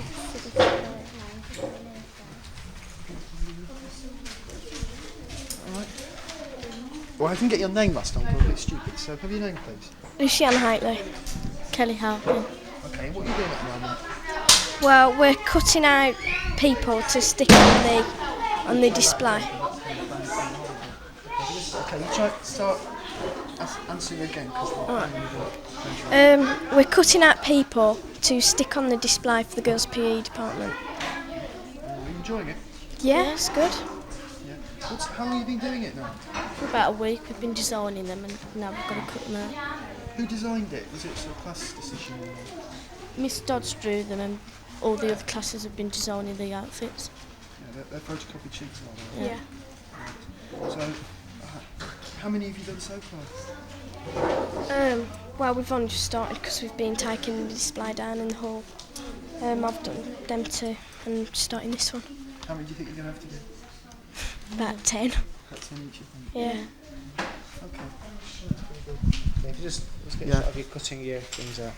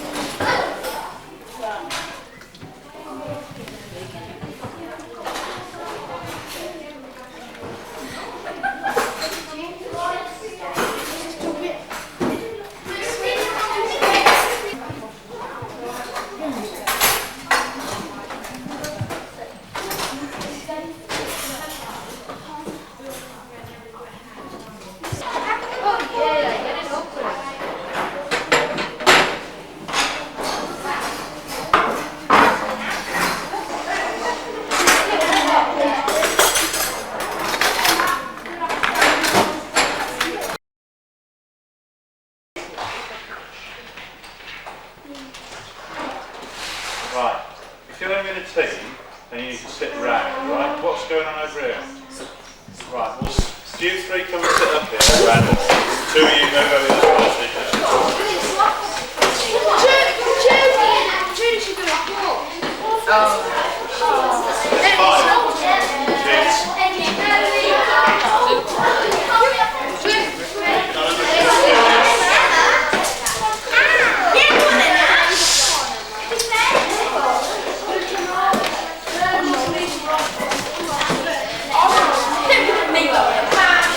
We've got a secret weapon.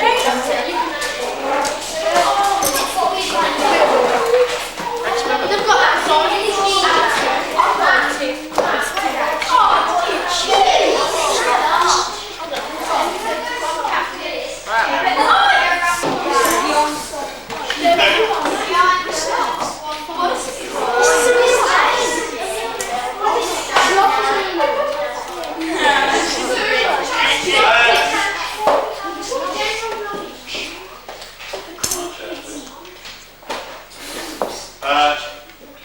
From now, anyone who speaks out of turn, that's it.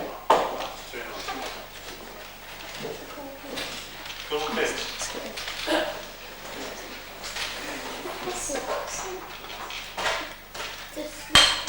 Cheryl, someone? Right, first round. Put your name on the top of your papers. Spell for it, Cheryl, another name. Question number 3. Certainly not. Make it look like a yeah, science. we'll have a science round in there. What do you mean make it like a science? Head of science. Who is my boss? Head of science.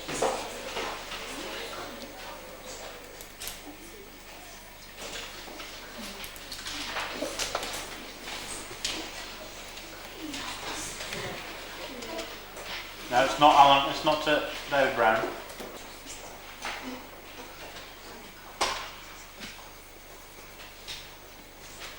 Come from recently to go around the school. In fact, so recently it was yesterday. No, it was today, I think. Today. I beg your pardon, today.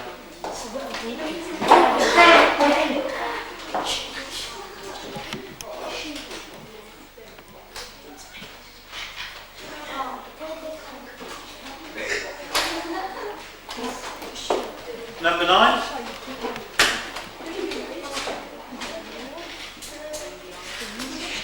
During the fire, there were several rooms affected, but one science lab in particular was completely gutted. What was the number of that science lab, which was completely burned out? Yes, it was useful. Round 2, science.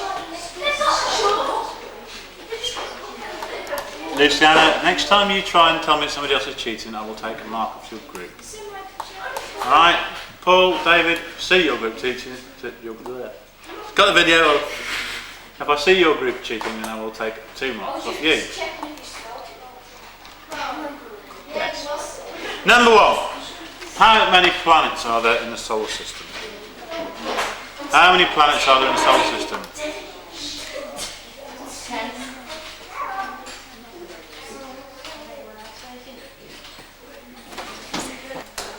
Which has more parts to it? A simple label diagram. Which has more parts? An animal cell or a plant cell? 2 parts required for number 3. You have to get them both to get the mark. For iron to go rusty, it needs 2 things to be present.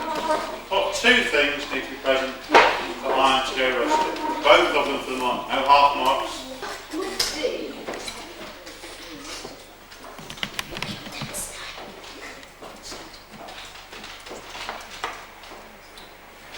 Number 4. In a flower, or in plants, what is the male sex cell called? What is the male sex cell called in a flower?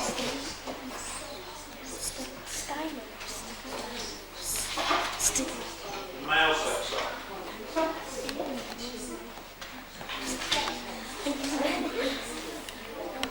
Is furthest away? Which of the planets is furthest away from you? And number 6.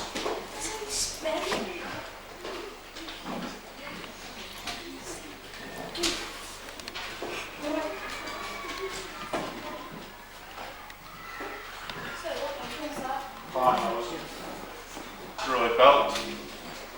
Most of the asteroids and solar system lies between 2 of the planets.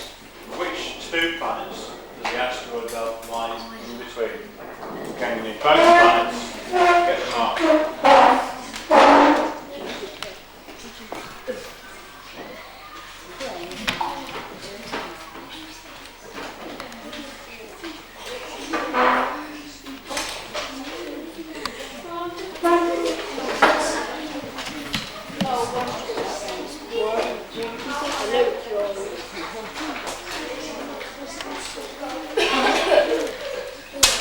Number 2 inputs and 1 output.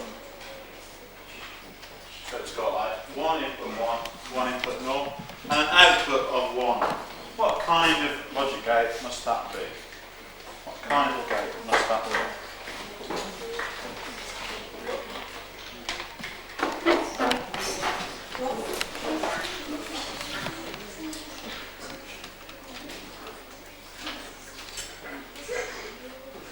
Number 8.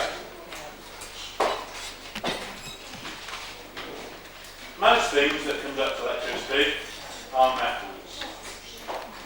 But there is one thing that isn't a metal that does conduct electricity.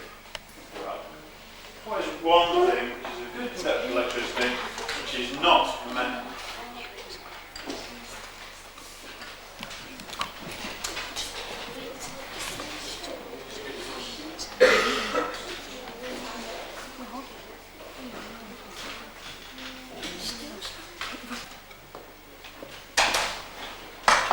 While we're on the subject of metals, do metals have high melting points or low melting points?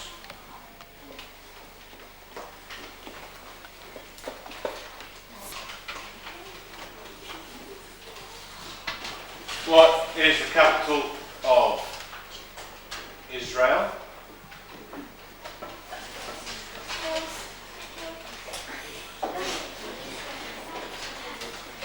Number 8. What is the capital of Mexico?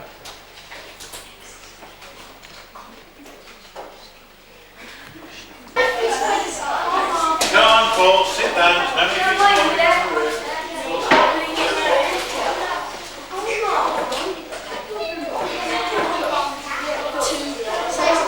Right, answers are. Number 1, capital of Scotland is Edinburgh. Number 2, capital of USA is Washington. DC, strictly speaking. About 5. Each street is going to be worth 4 marks. So I want to get a mark out of 20. So swap. We're going to have 1.5 minutes to mark it now. 4 marks each.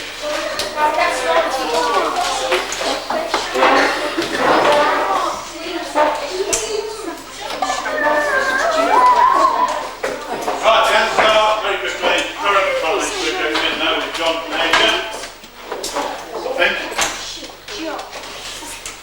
Current Chancellor of Exchequer, a bit harder. Norman Lamont.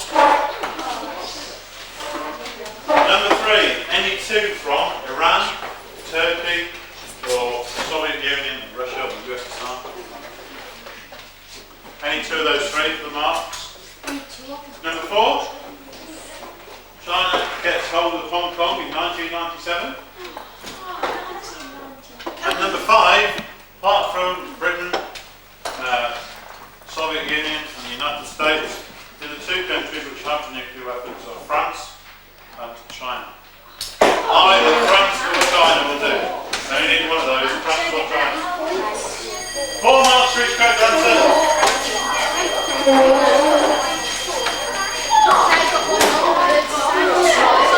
Don't start backing away, just slow everything up. Don't start backing away, just slow everything up. 12. 12. 12.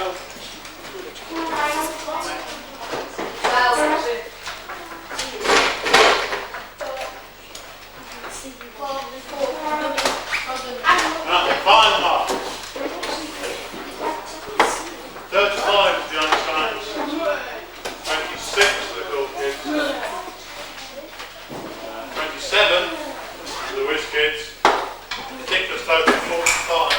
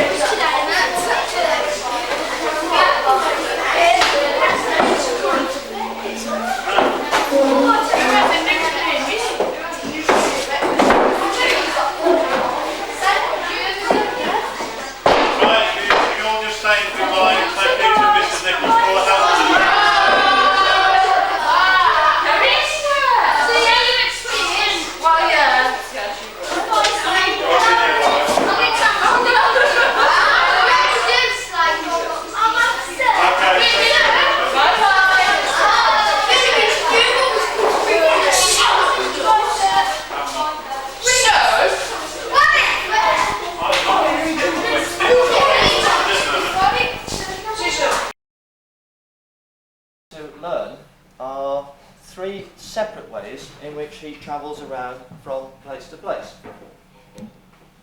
There are 3 ways in which I can get this reel of tape down to the back of the room. What can I do with it? I can throw it. So we're ready? Right, can I have it back, please? That is one way. Bring it back. That's one way in which it can get to the back of the room. There's another way in which it can come back again. That it can be carried. There is a third way in which it can get there. Well, that's the same as throwing it.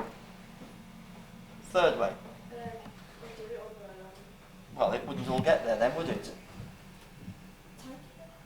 Well, he just brought it here, so that's that way. You can either throw it, or you can take it, or what else can I do without me leaving here, or you leaving there? No, we have rolled it. That's it getting there all by itself. Thank you. Would you like to pass that to the end of the room, please? Okay. Right. That's it. There are 3 ways then in which I can get that object across the room. I can throw it, I can take it, or I can pass it on. And we'll find that there are 3 similar ways in which heat can get from one place to another. There's no electricity. You can't take a fan down there and circulate fresh air. There is an answer to it, and they discovered it centuries ago. And the answer is this. You make a working inside there, and these are the 2 shafts. And all of this is the earth, right? You live up here. And in order to ventilate the shaft, what you do in the mine is you build a bonfire. Okay? Right? You also employ perhaps a 5-year-old to look after it. They're old enough to put the sticks on the fire and keep it going. You can't use people of your age because you'll be towing coal tubs around, right?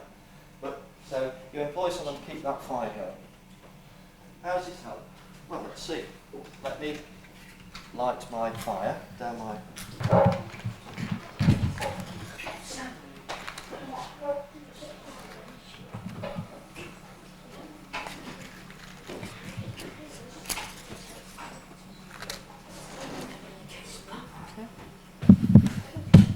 Now the air is circulating at the moment, but you can't see that it's circulating because air is transparent.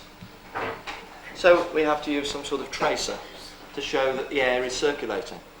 What I'm going to do is to use some paper, some old-fashioned waxy paper straws, because when I set light to them, you get lots of smoke coming out the other end. And I'll show you what happens to the smoke. There you are, look, it's being drawn down that cylinder. You see? Going down. And you might see it coming up the other side as well. Because what's happening is that the hot air above the flame in our mine shaft, it's the wrong way round of course, this weird looking tube to show this, it's also got to get across. Again, we're going to see convection, but it's transparent. The water is transparent. Hot water looks the same as cold water. Modern name, potassium permanganate, your parents would know it as. You'll probably find it labelled that if you were to buy it at a chemist. And there, down to that bottom corner. And then I'm going to keep the tube like that. Now you notice that because the dye went down this side, it's dissolved and the whole of that side has gone sort of purpley pink. Exactly the same thing that's happening there. Unfortunately some of the dye is spread this way, but we'll stop that in a minute. By heating this corner, the water here is going to get hot and is going to start going that way. Cold water is going to come in to take its place, and I hope you'll see it in a corner up against a wall. And the heat that's produced there, and in that way the heat is continually circulated around.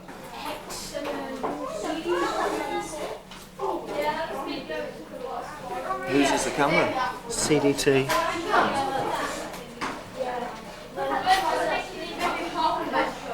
No. You can't see the smoke? No, I've got it so it came out a minute ago.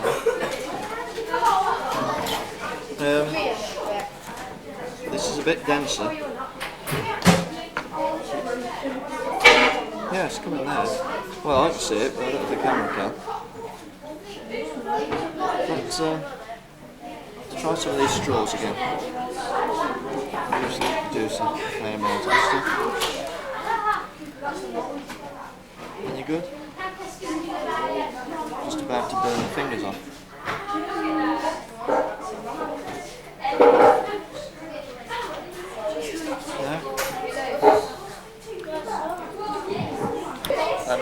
You'd be better with straws, wouldn't you? How did you do it on the... with straws. That's how you did it on when you just...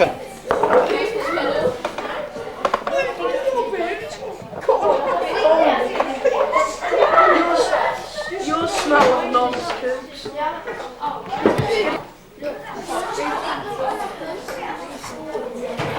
Actually, it doesn't work. The straws are going to be light, I think, and the smell comes out the other side. Like that.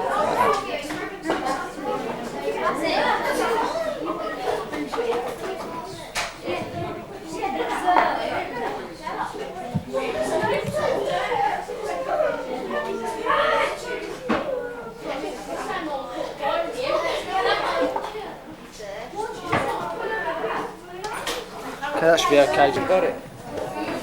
Move it over. Check out this one.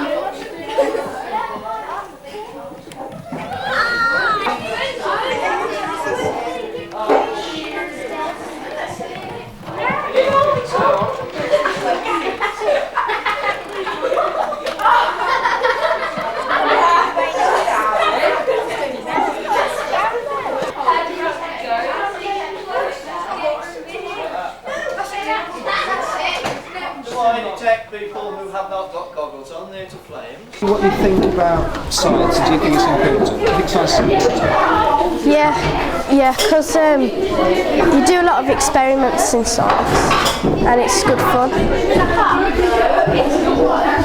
What sort of things did you do in first year science? What sort of things have you done in first year science?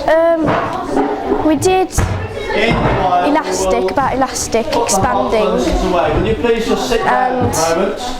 and we boiled the elastic and see if it stretched. Pardon? Any parts you didn't like about it?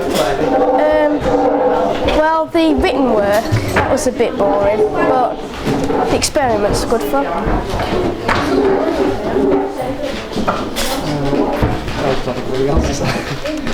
Now, how do you think everyone else enjoyed it?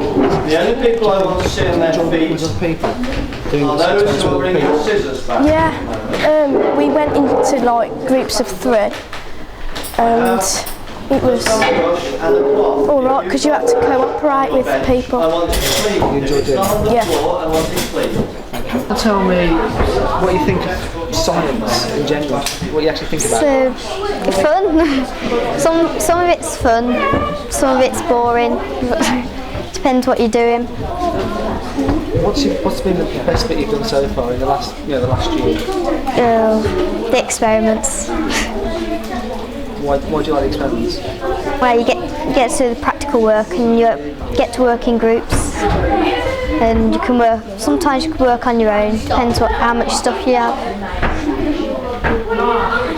What haven't you liked about science? Is there one part of science you've done that hasn't really been for you? Well, when I first started school, I drew a table and I put colours on it, and I got it was marked wrong and said, "Don't do this again." I don't like leaving things plain, so that's boring for me.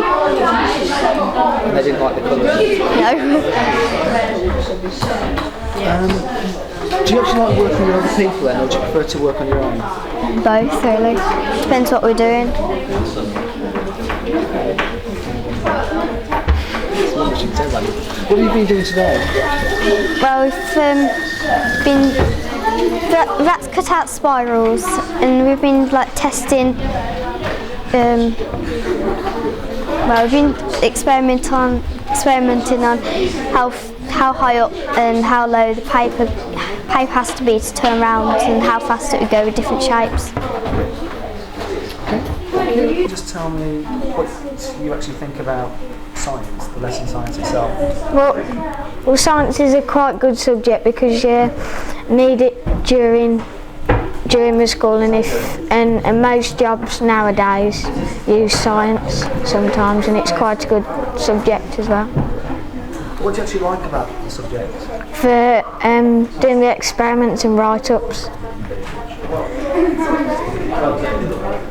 there anything about it that you don't really like? I don't really like the bits where it's to do with electronics because most of the equipment doesn't work sometimes. Honestly? Yeah. I know that, but I can't really put that in. Do you like working on your own, or do you like just working with other people? Well, I like working on my own, but it depends who offers to work with me. If it's someone silly, then I'd like to work on my own. What's your name? Luke. Luke. What have you actually been doing today? Well, we were doing about the convection heat on the move. This particular one is about convection, and we were holding a spiral over the top of a Bunsen burner, which was on the heat on the blue flame, and it span round. Do you know what that actually means? Demonstrate. Well, it's where the air causes the cold air to move around, and they both move round together. Would you? I'm going to say would you choose science, but you've got it. From what you've seen, from what you've done, would that make you want to go and do science as a career? Yeah. What sort of thing would you like to do? Well, I'd like to be a nuclear engineer. And you think physics will help? Yeah. James? Yes. James, sorry. Okay, so what do you actually like science? What do you think about it? Yeah, I think science is quite good. It was in, wasn't it? If you want them to make you answer a bit longer. Right. So what would you actually think about science? Well, I think science is quite good, but I particularly like electronics and things. Are they trying to put you off? Yeah. What have you been doing lately in science? We've been seeing how heat travels, and we've just been demonstrated in this mine, and there was fire, and the heat rises and the cold air takes its place. Do you learn a lot? Do you think you actually learn a lot from science? Yeah, we do learn a lot. Yes, we do learn a lot. Is there anything you don't like about science? Is there any one thing? The teachers. Can't put that on. So, you've been doing stuff on energy. What have you learned from that? Energy changes and stuff like that. A bit boring really, but it's quite good.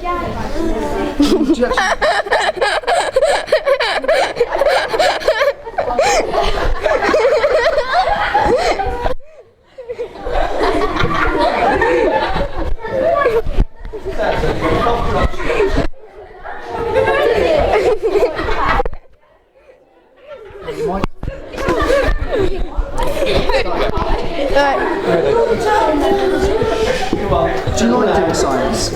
Pardon? Do you actually like? What do you think of science? It's good because I'm in top set.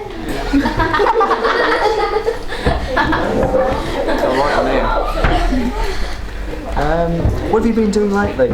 Doing about energy and stuff like that.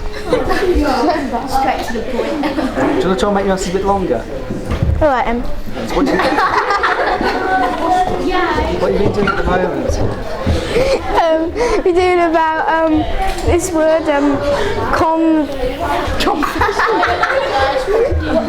no, what is it? How's it go? Convention. Which is confection. Doing about confection. Sweet. Try again, please. I want to be on it. Okay. But he made me laugh, and but been doing about confection, energy change. Right, start again. Let's make your answer quite long. Right. So what have you been doing at the moment? We're doing about energy changes and about energy and where it comes from and how long it'll last. Have you actually learned a lot from that? Yeah, because I didn't know much about energy before. What do you like doing the experiments and working with other people? Yeah, I like doing it in a group. Yeah, to do Do you think of anything else you've been doing that you'd like to just say anything about? Using the Bunsen burners. I like doing that. Okay, that'll do. I'll try and outline what for 7th year science actually involves. Right, well, although we don't call it biology, physics and chemistry anymore, although it is really science, then there, if you like, to the scientist, there are certain biological elements and certain chemical elements and certain physical elements. Obviously, we're now doing a balanced science approach, and we're dictated to by the Science National Curriculum. There is a tremendous amount to actually get in. There's a tremendous amount which the kids have to learn. But the great thing about it is that the kids are really enjoying learning it. It really is okay, it's a lot of work, but I think they seem to be thriving on that. And it's a real joy to see ever increasingly there is science being done in junior schools, obviously again dictated by the national curriculum. And what they're coming to us with is so much more knowledge, so we can really build on that. And it's something that I've noticed particularly this year that is happening, that kids seem to be so much more conversant with the terms that we are using, and therefore, you know, you don't have to start right at the bottom, you can start 2 stages up. And certainly I've thoroughly enjoyed teaching it, and the kids are really enjoying the discovery process. Do you think that science being taught from an early age is a very important thing? I think it's fundamental for a number of reasons. And that is, it satisfies the curiosity. I think the question on everybody's lips is, how does it work? Why do things do this? Why do they do that? And so science will satisfy that element. And through experimentation, it's not just reading books that answers their questions, but they actually see by doing. So there's that element which is very important, the natural curiosity. Also, because they are generally speaking working in pairs or in groups, then it certainly helps them to cooperate with each other, to share apparatus, to decide who's doing what, to divide up the work evenly so that there's nobody just sitting there doing nothing. So again, that's an essential skill which is going to be used, throughout the rest of their lives. So that's also very, very important. And also it brings in a logical train of thought. If you're going to answer a question why through experiment, then you start at the beginning, you look at the result tells you something, and it's a sequential process. So again, it's the logical train of thought, which even if they don't continue to do science, is essential in basic organisation, basic organisational skills. Do you think that every child who does the science course gets given the same attention, as much attention as possible to help them along with it? Well, certainly they get as much attention as is humanly possible to do so. What we have this year is we have a number of helpers from the sixth form who will come in and help hand things out, and the questions such as, do I do this now, do I do that now, do I do the other now, then those sort of questions can be distributed between 2 or 3 people as opposed to just the single teacher. So yes, I can honestly say that we give as much attention as is humanly possible to everyone's specific needs. Yeah, I know. I'm on telly now. Do you actually think that the actual teaching you're giving the children will encourage them to go more into scientific areas? Because people are saying at the moment that the scientific jobs, people aren't coming out of school to fill them. Mm-hmm. Do you think that it's getting better, that you're beginning to train the children more to enjoy the subject?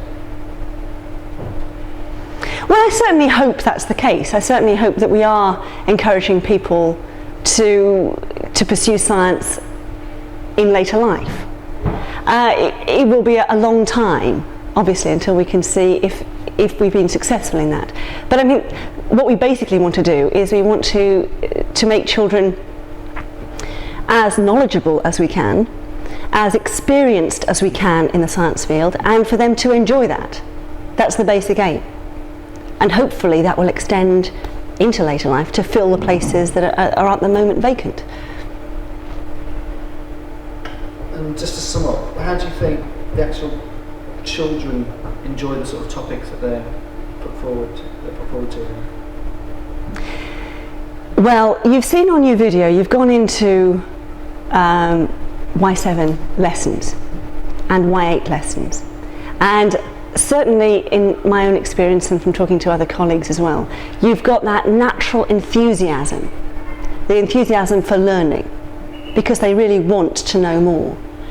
And I think, an awful lot of feedback that we're getting is, yes, the kids are really enjoying doing what they're doing. And as a result of enjoying it, hopefully, they will take it further and it'll all sink in there. Thank you. Very good. I hope that's what Mr Owers wants. If he sees his arms, take that woman off. We don't want her on this.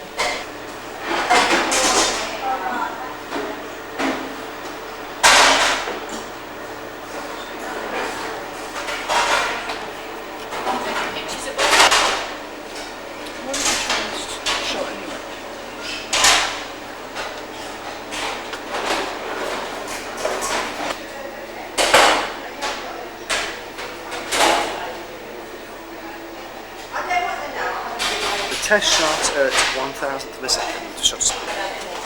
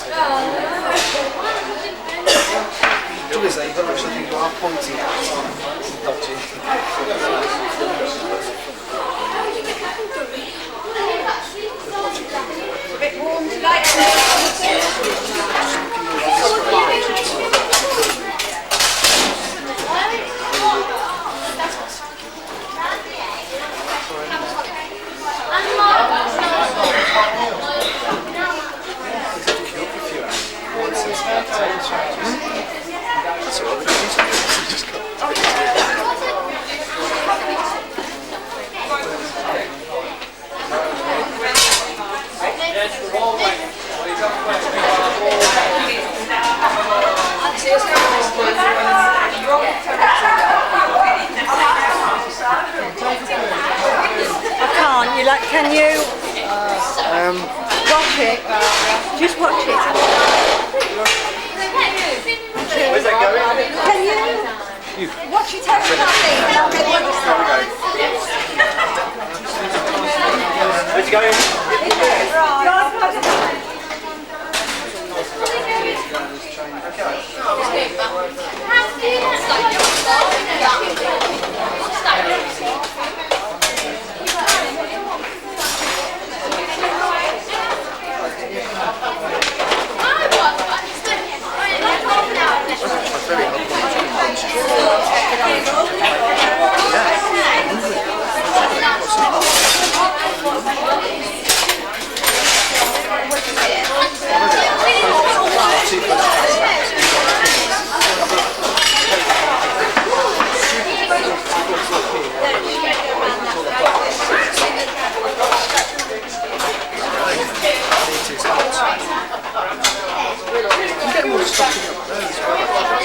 I can't do that now.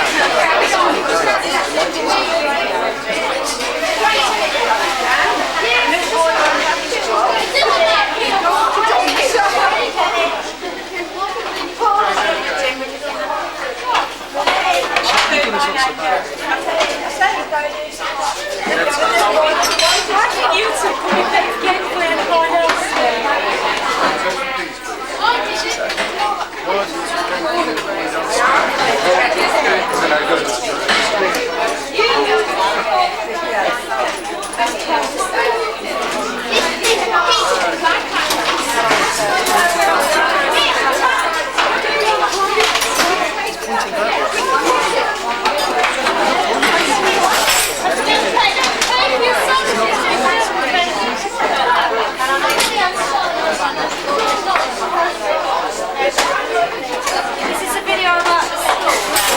We're doing the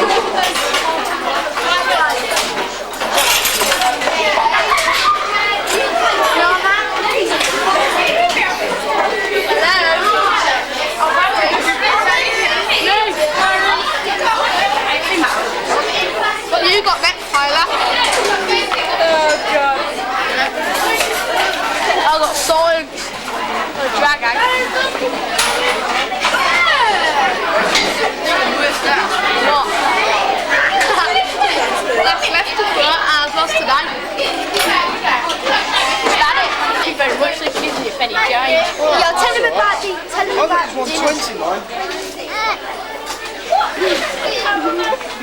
Hello. Well, that won't be used then.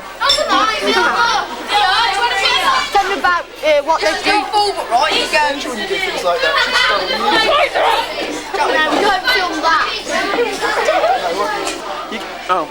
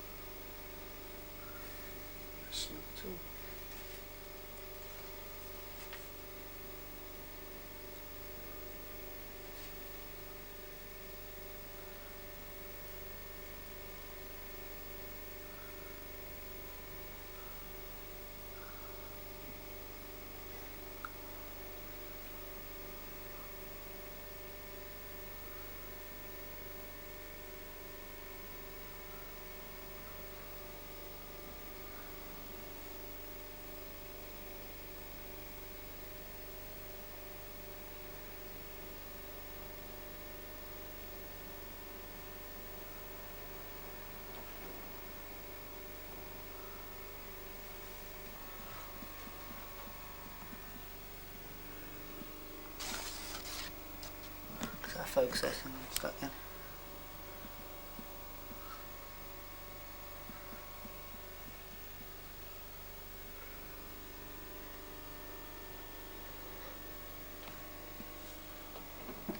I don't like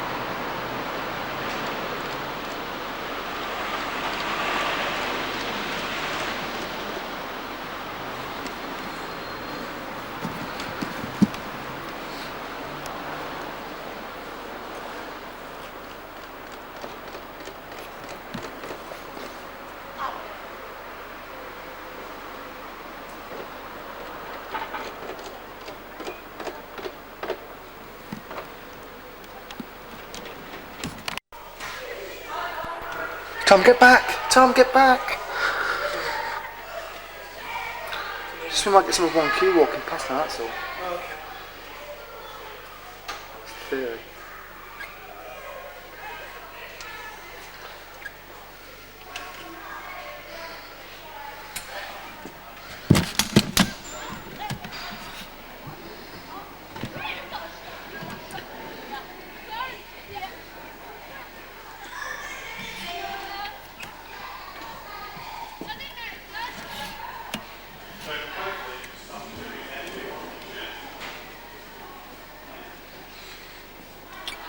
There's been a lack of 1Q people going past here, just a minute.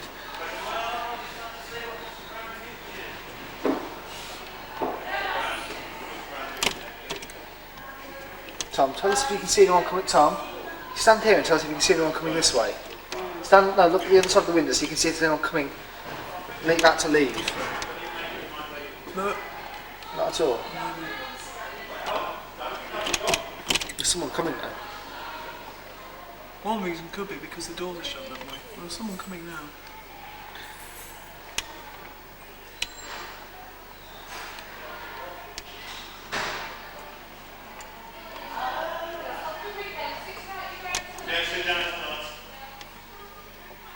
It's empty now. So I've got 3 people on there. Yeah. I think the best. But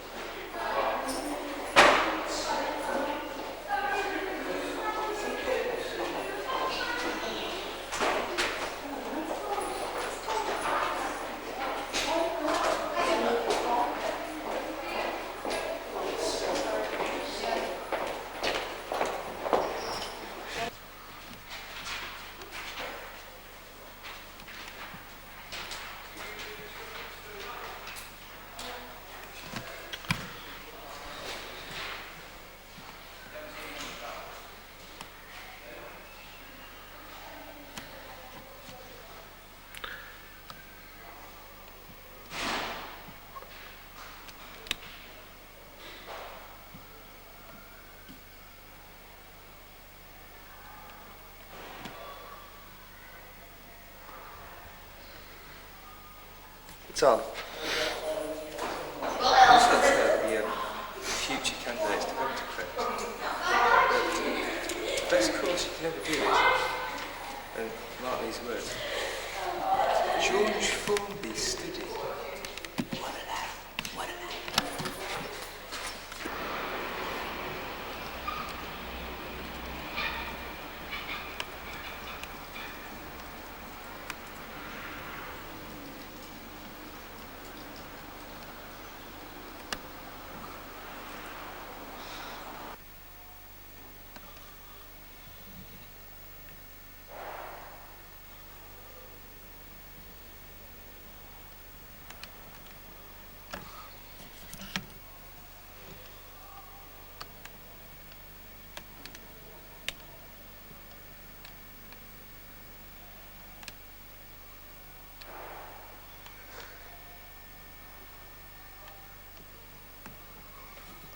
A wrong note and you'll get, you've got to look as if you're enjoying it. Andrew Greenway.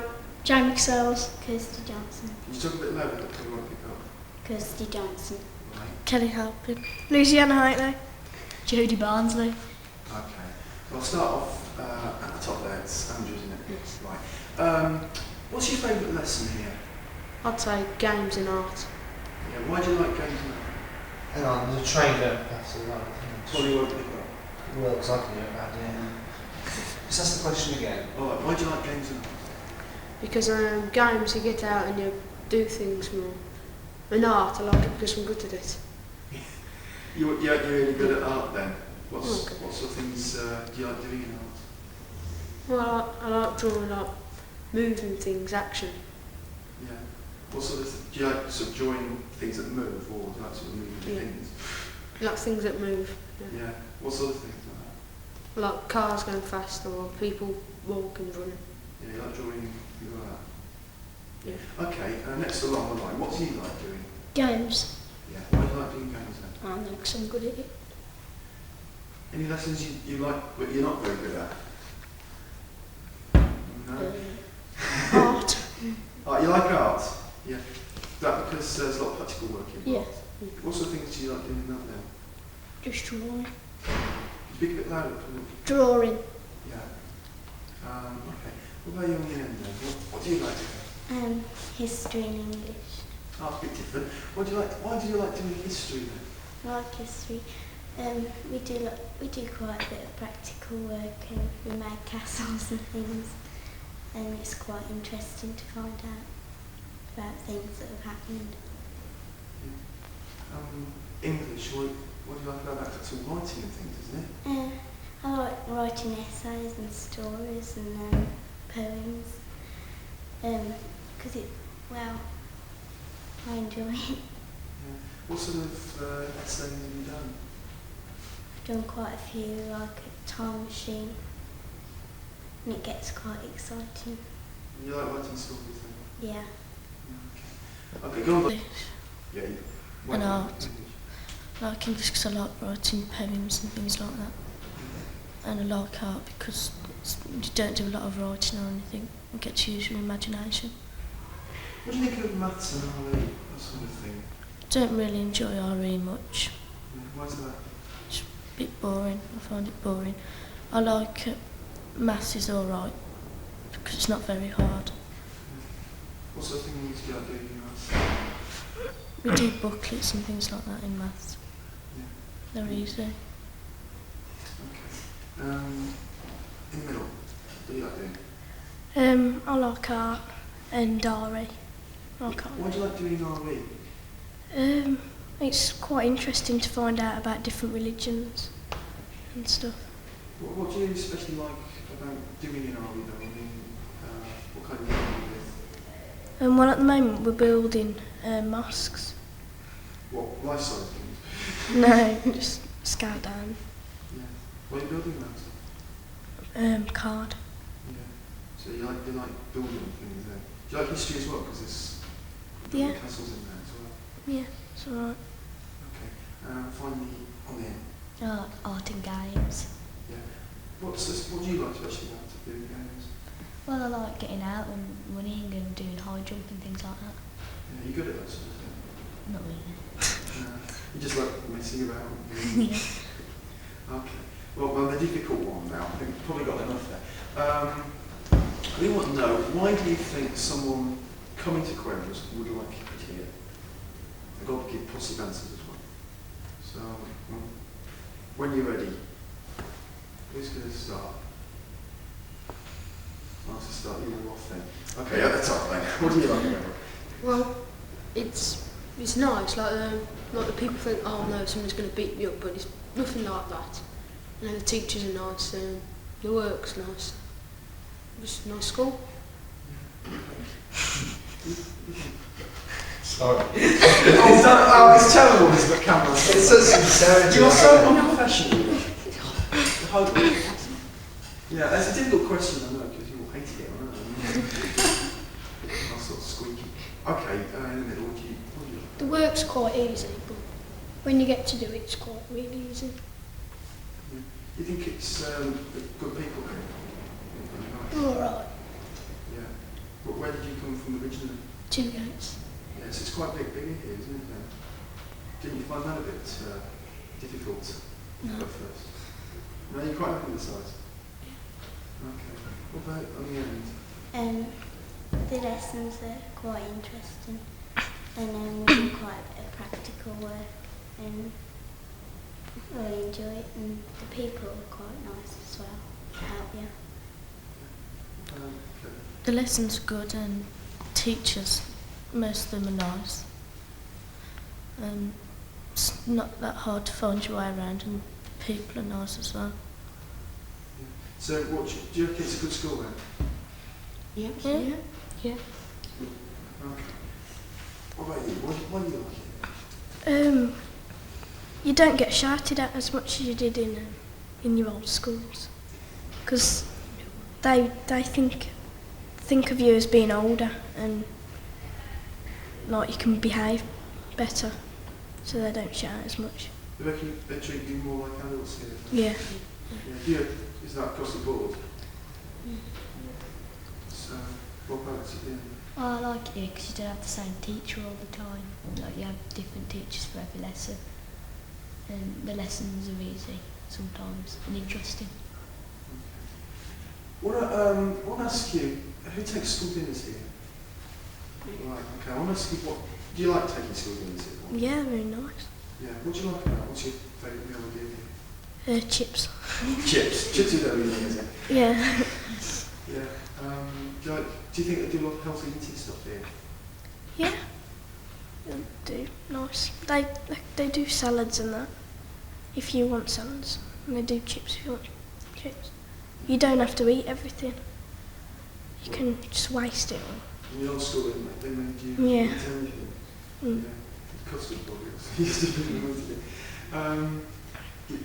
What have you only gone about chips and things? What about puddings and stuff? Are they any good? Yeah.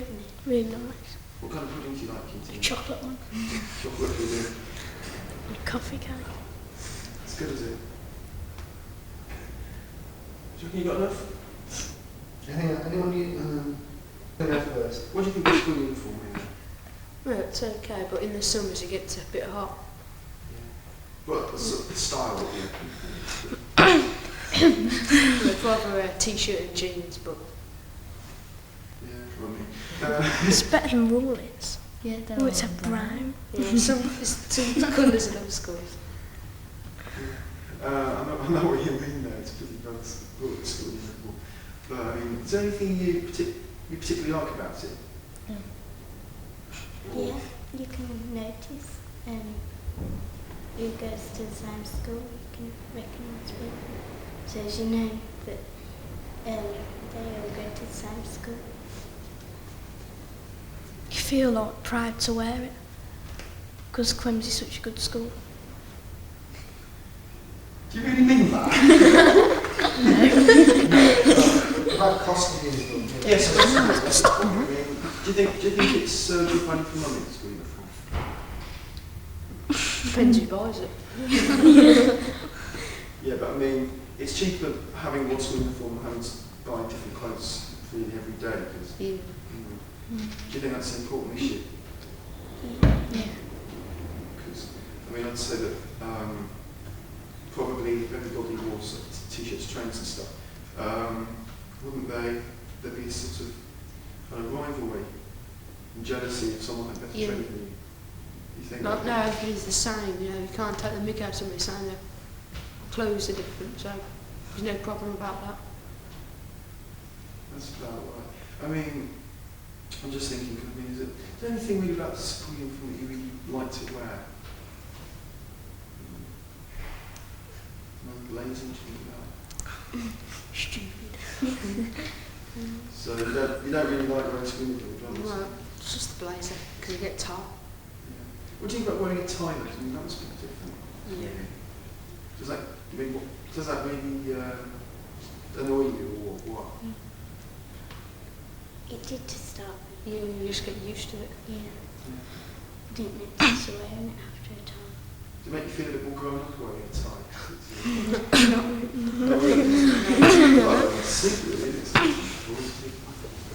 Okay. I'm stuck to my ideas again. We've got stuff for Army. What other lessons have we talked about? Geography. We're not doing geography this is. PSC. Yeah, PSC. No, we need to do different PSC. Yeah, I mean, what stuff that you did? I haven't got Yeah, we did maths, didn't we? Where's now? Do a bit more on maths because we've got quite a bit on there. What do you reckon about maths? Think it's good? Yeah, it's okay. What do you like doing maths? Well, I like we do on Wednesdays we do work as class work. I like doing that. What sort of class work do you do? Like you set some work for the whole class, like a sheet. And you just sort of work in pairs.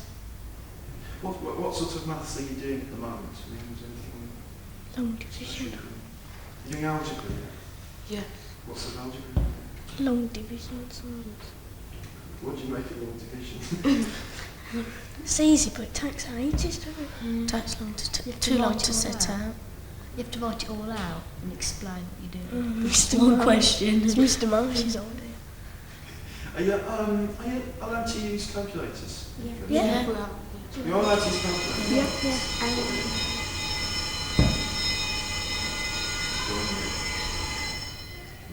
You say you use calculators, I mean, do you use them a lot? No. What sort of things do you use calculators for?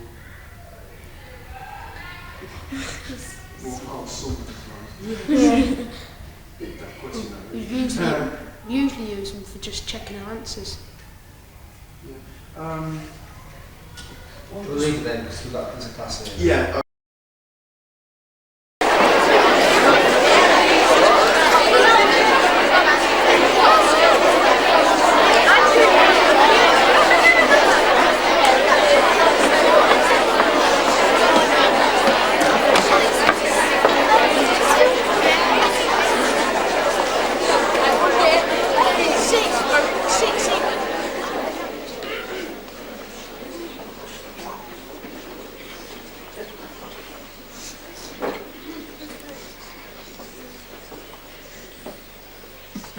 good morning. This is the last full assembly of the school year, and the hymn this morning is Come By Our.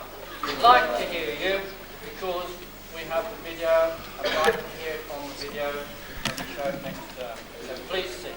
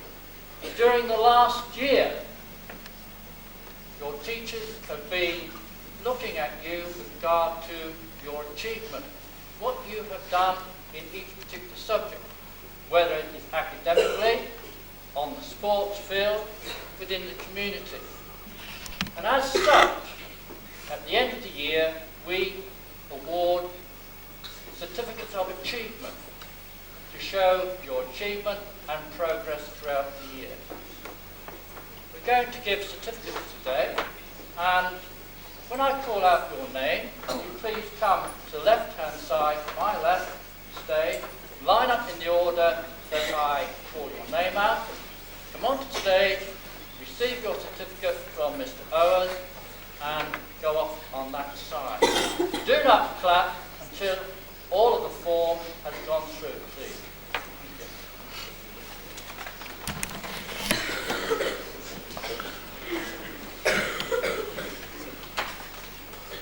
Form 1Q, Certificate for Achievement and Progress in Religious Education, awarded to Kelly Halpin.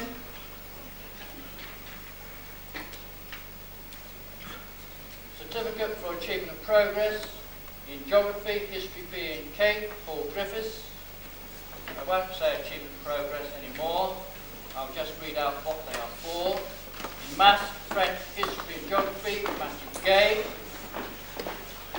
Art, James Cooper.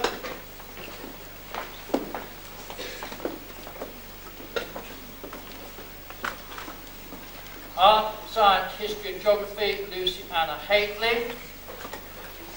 Physical Education, Jodie Barnsley. History, Ian Pratt. English, History and Music, Kirsty Johnson. English, CDT, Technology, RE and PE, David Brown. Physical Education, Anthony Smith. Physical Education, James Cassell. Music, Lucy Banks. Music, Charles Seedhouse. Music, Neil Livingstone. Geography and PE, Gregory Hunt.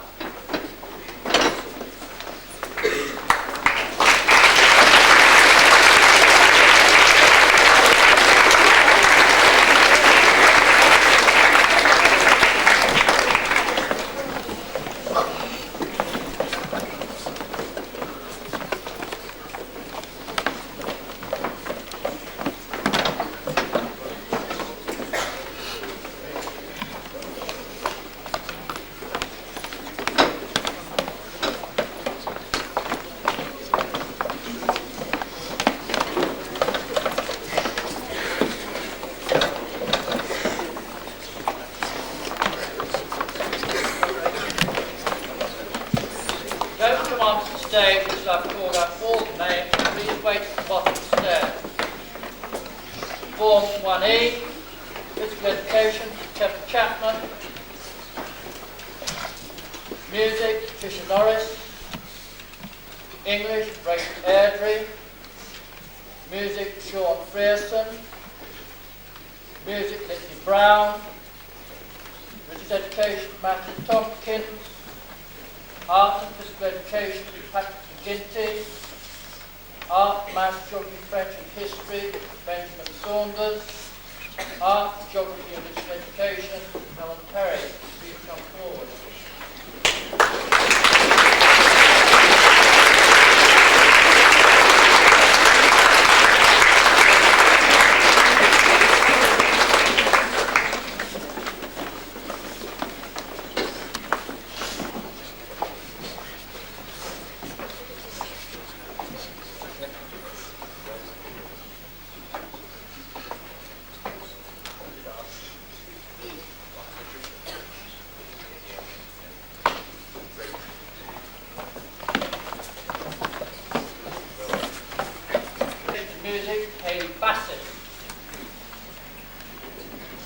Education, James Richardson. Physical Education, Joanne Pierce. English and Music, Philip Blake. English, Science, French, Kate R.E. Music, Carrie-Anne Barr. Art, Maths, Geography, CDT, Technology, Christian Craddock. History, Matthew Peck. Music, Lisa Pierce.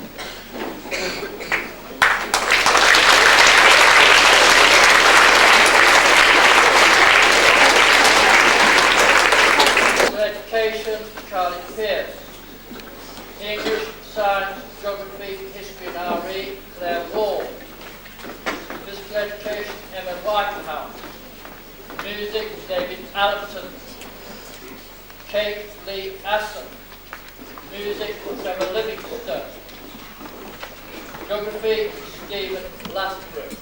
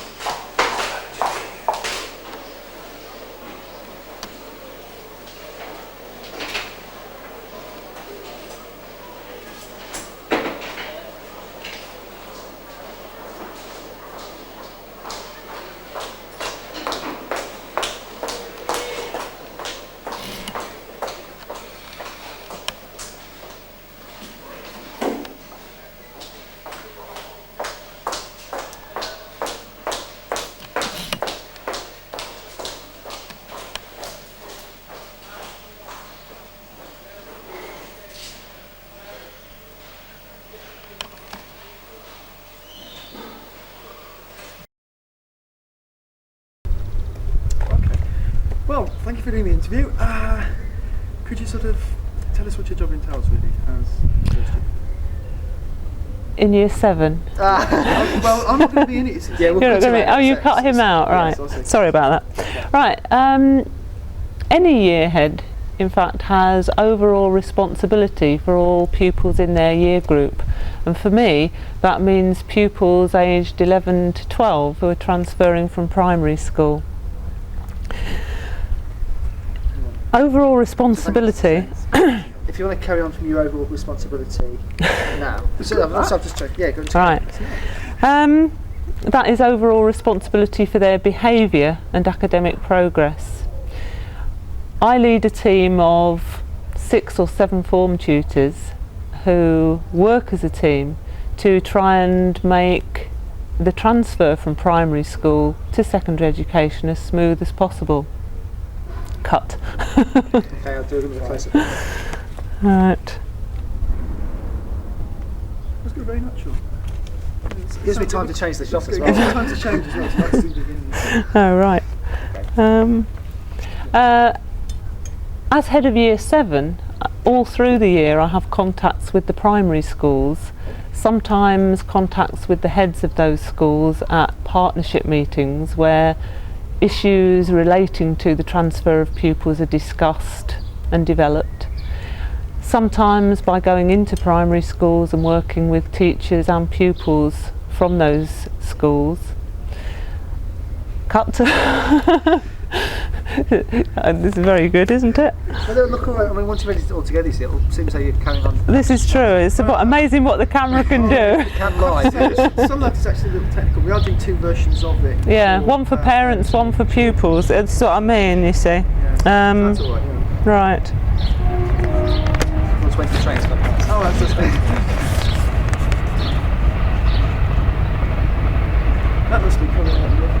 Yeah, that's a good one. The trains in the background. Oh, yeah. That's nice. Sounds like you're in a goods yard.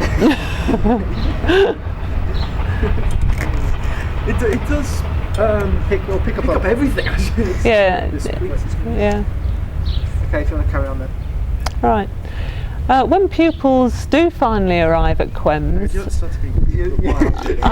sorry Morag, when pupils do finally arrive at QEMS, it's my aim to work closely with my form tutors to try and give the pupils the knowledge that they need to have the confidence to make the transfer. We give them the knowledge, forget that. Yeah. Kind of like that. I'm just going to try and do an arty shot. Are you? Have to get an auto cue, I think.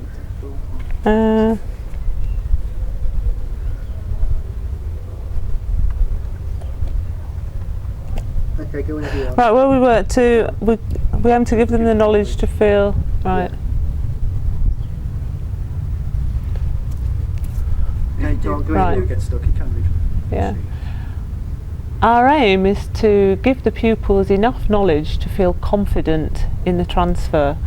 We encourage them to have the confidence to confide in their form tutor, to discuss problems as soon as they arise, so that things that might seem mountainous in fact are quite small. Pupils are also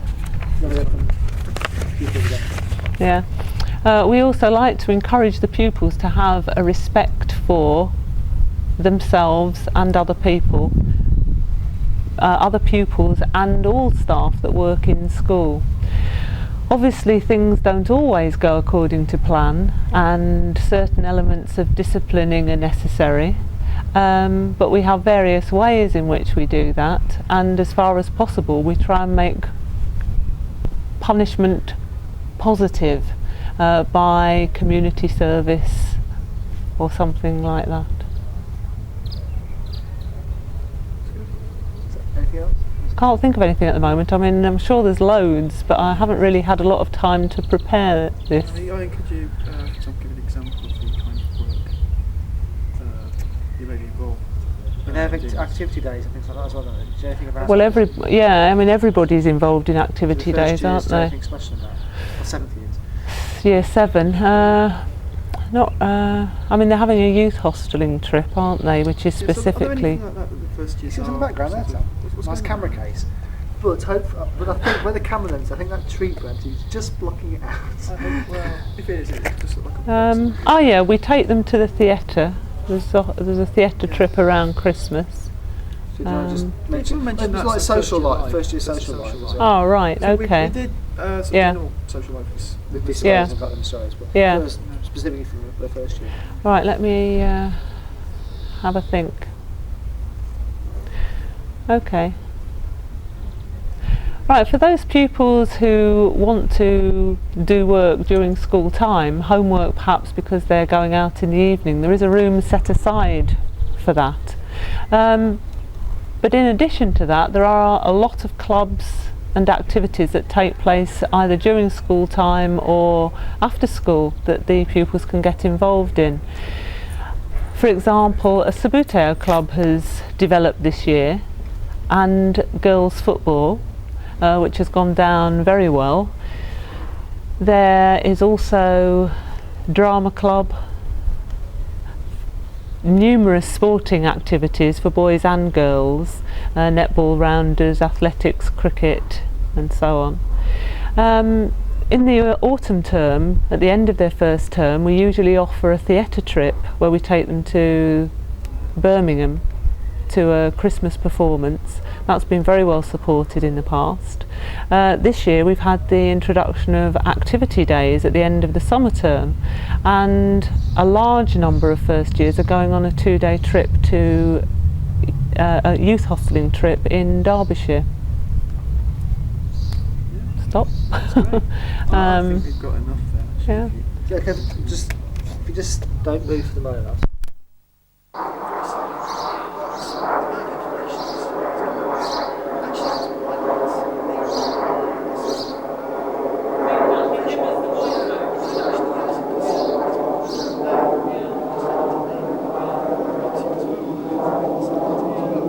Tom, do you want to move out of the way? Just shift right out of the way. Well, I'll just do this a sec. Move. Hans, move out of the way, then. Just imagine you were looking at Tom again, and just so we can get that sort of shot. That's going to look really stupid. I've vanished. No, because you can't, Tom. The tree is blocking out where you would be, you see. But you could probably just see a bit of you through the tree if you'd stayed there. Okay.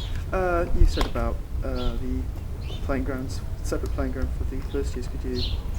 Yes, children who transfer to us at 11 are really quite fortunate, because one of their biggest fears is that they're going to get bullied by older children.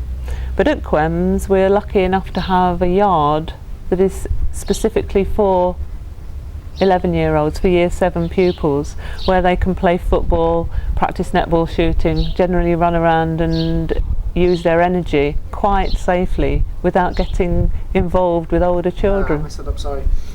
Pardon? You've messed that up? I messed it up, hang on. Where did you mess it up at? I was trying to zoom in, but I messed it up. Okay. Just start that again, sorry about that. Do you want to try from But at QEMS? Can you stop me? Because I'm trying to zoom in on that, and I hadn't got it in focus when I got to you. Well, you might break it again. Actually, do you want to do it normally?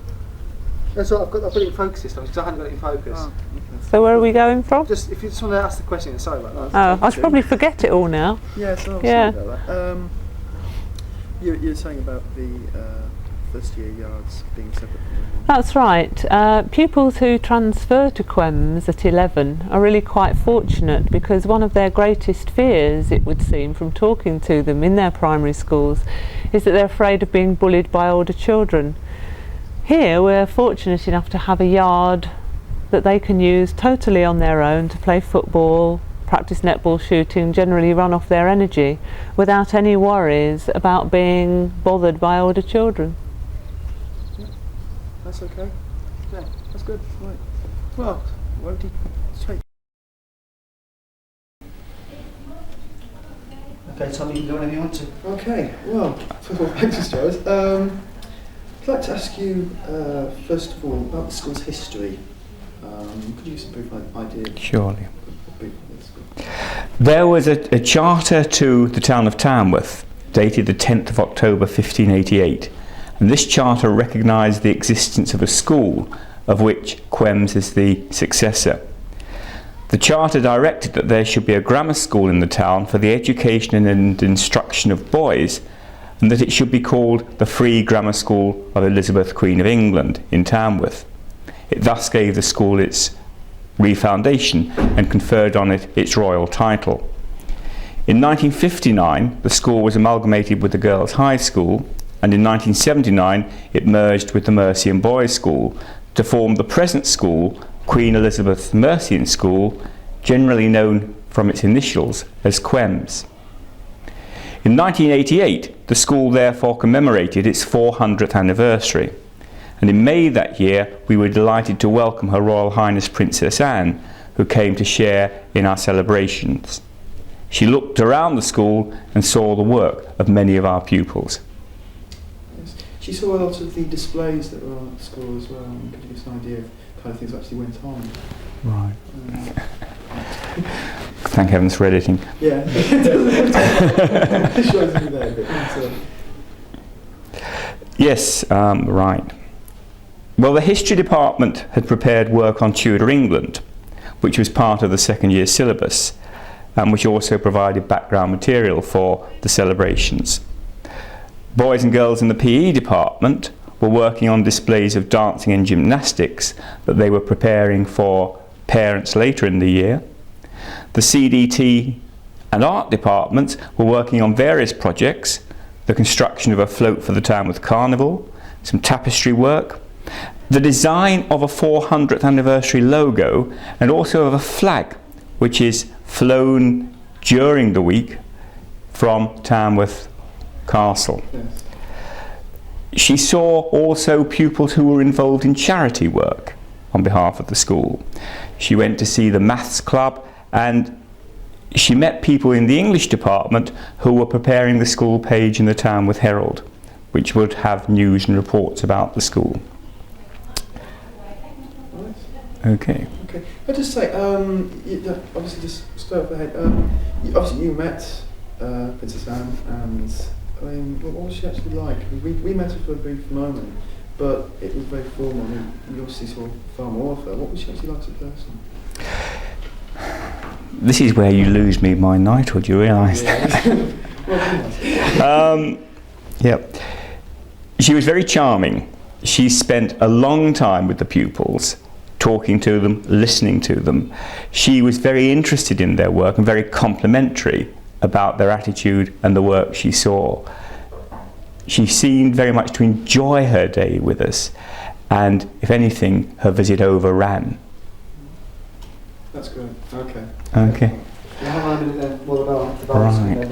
You can do a lot of editing there, aren't you? The next lot, when we come to it, is, I mean, this is on the national curriculum. Now, I mean, I've really kept very brief because you can either go into great details. Yes. I mean, you really have to give it a way that people coming up into the first year, which now I think it's going to be called Year 7. So that's yes, that's a good point. Are we going to call it Year 7? Calling it Year 7 in the video. Okay, that's fine. People coming up. That's fine. One little point. If when you're talking, if you want to try and look towards Tom more than to the camera, because I mean it seems quite natural to look in this direction, but when you look back at the camera, it's better. It looks like you're talking to nothing. You see, Right. A bit. Yes, that's fine. That's strange because you're staring into the camera. Yes, that's fine. Although here it looks like you're looking at me and then looking at the camera. What to actually look on for that you're looking and then looking to see what's happening over there as if something interesting is happening. So if you focus on something. Yes. Right, that's fine. Yes, willing. Tom to stand me on. Okay. If you want to carry on. Yes. What's the next question? History. It's a school curriculum, isn't it? So basically, what's the school's obviously using the national curriculum. Yes. How does that actually affect first years? How does it affect the Year 7? Right. All pupils in Year 7 study subjects as outlined in the national curriculum, and these are English, mathematics, science, technology, art, history, geography, music, PE, a modern foreign language, and religious education. There are strong links with our primary schools to find out what pupils have been studying in these subjects before they come to QEMS. There are meetings between teachers who visit each other's schools so that we're aware of what our pupils have learnt and achieved before they come here. The modern language, is there a choice between languages you can take? That's not a question to ask at the moment, Tom. It's okay if you can't answer it, okay. No, I mean, it's a good question, and it's one we're actually debating with the Modern Languages Department and the Inspectorate at the moment, which is why I've said modern foreign language rather than French or German. If anybody asks during the They'll obviously be able to be told. Yes, I'm trying to think if we can find a way around that. It's difficult. On screen while you're talking, let's put them up as you're saying it. Yes. Which, because it's a list of that would be helpful. subjects, it might. That's a good idea. Keep that in mind. I think I'd rather avoid. Anyway, so. Oh, we've got it. Right. We've got it for posterity. Okay. I mean, I don't know really what else we can talk about. The subjects. It's going to be better, isn't it? I think it's probably better just like that. Yeah. Okay. Well, yes, it's the what we call sundries now. School uniform, particularly. Right. The school's very strong in the school uniform. And also our school lunches as well. We've got. Yes. I've done meals, uniform, clubs, and. Yeah, that's one. Fine. Yeah, we might come to that social one. I'm just testing it now.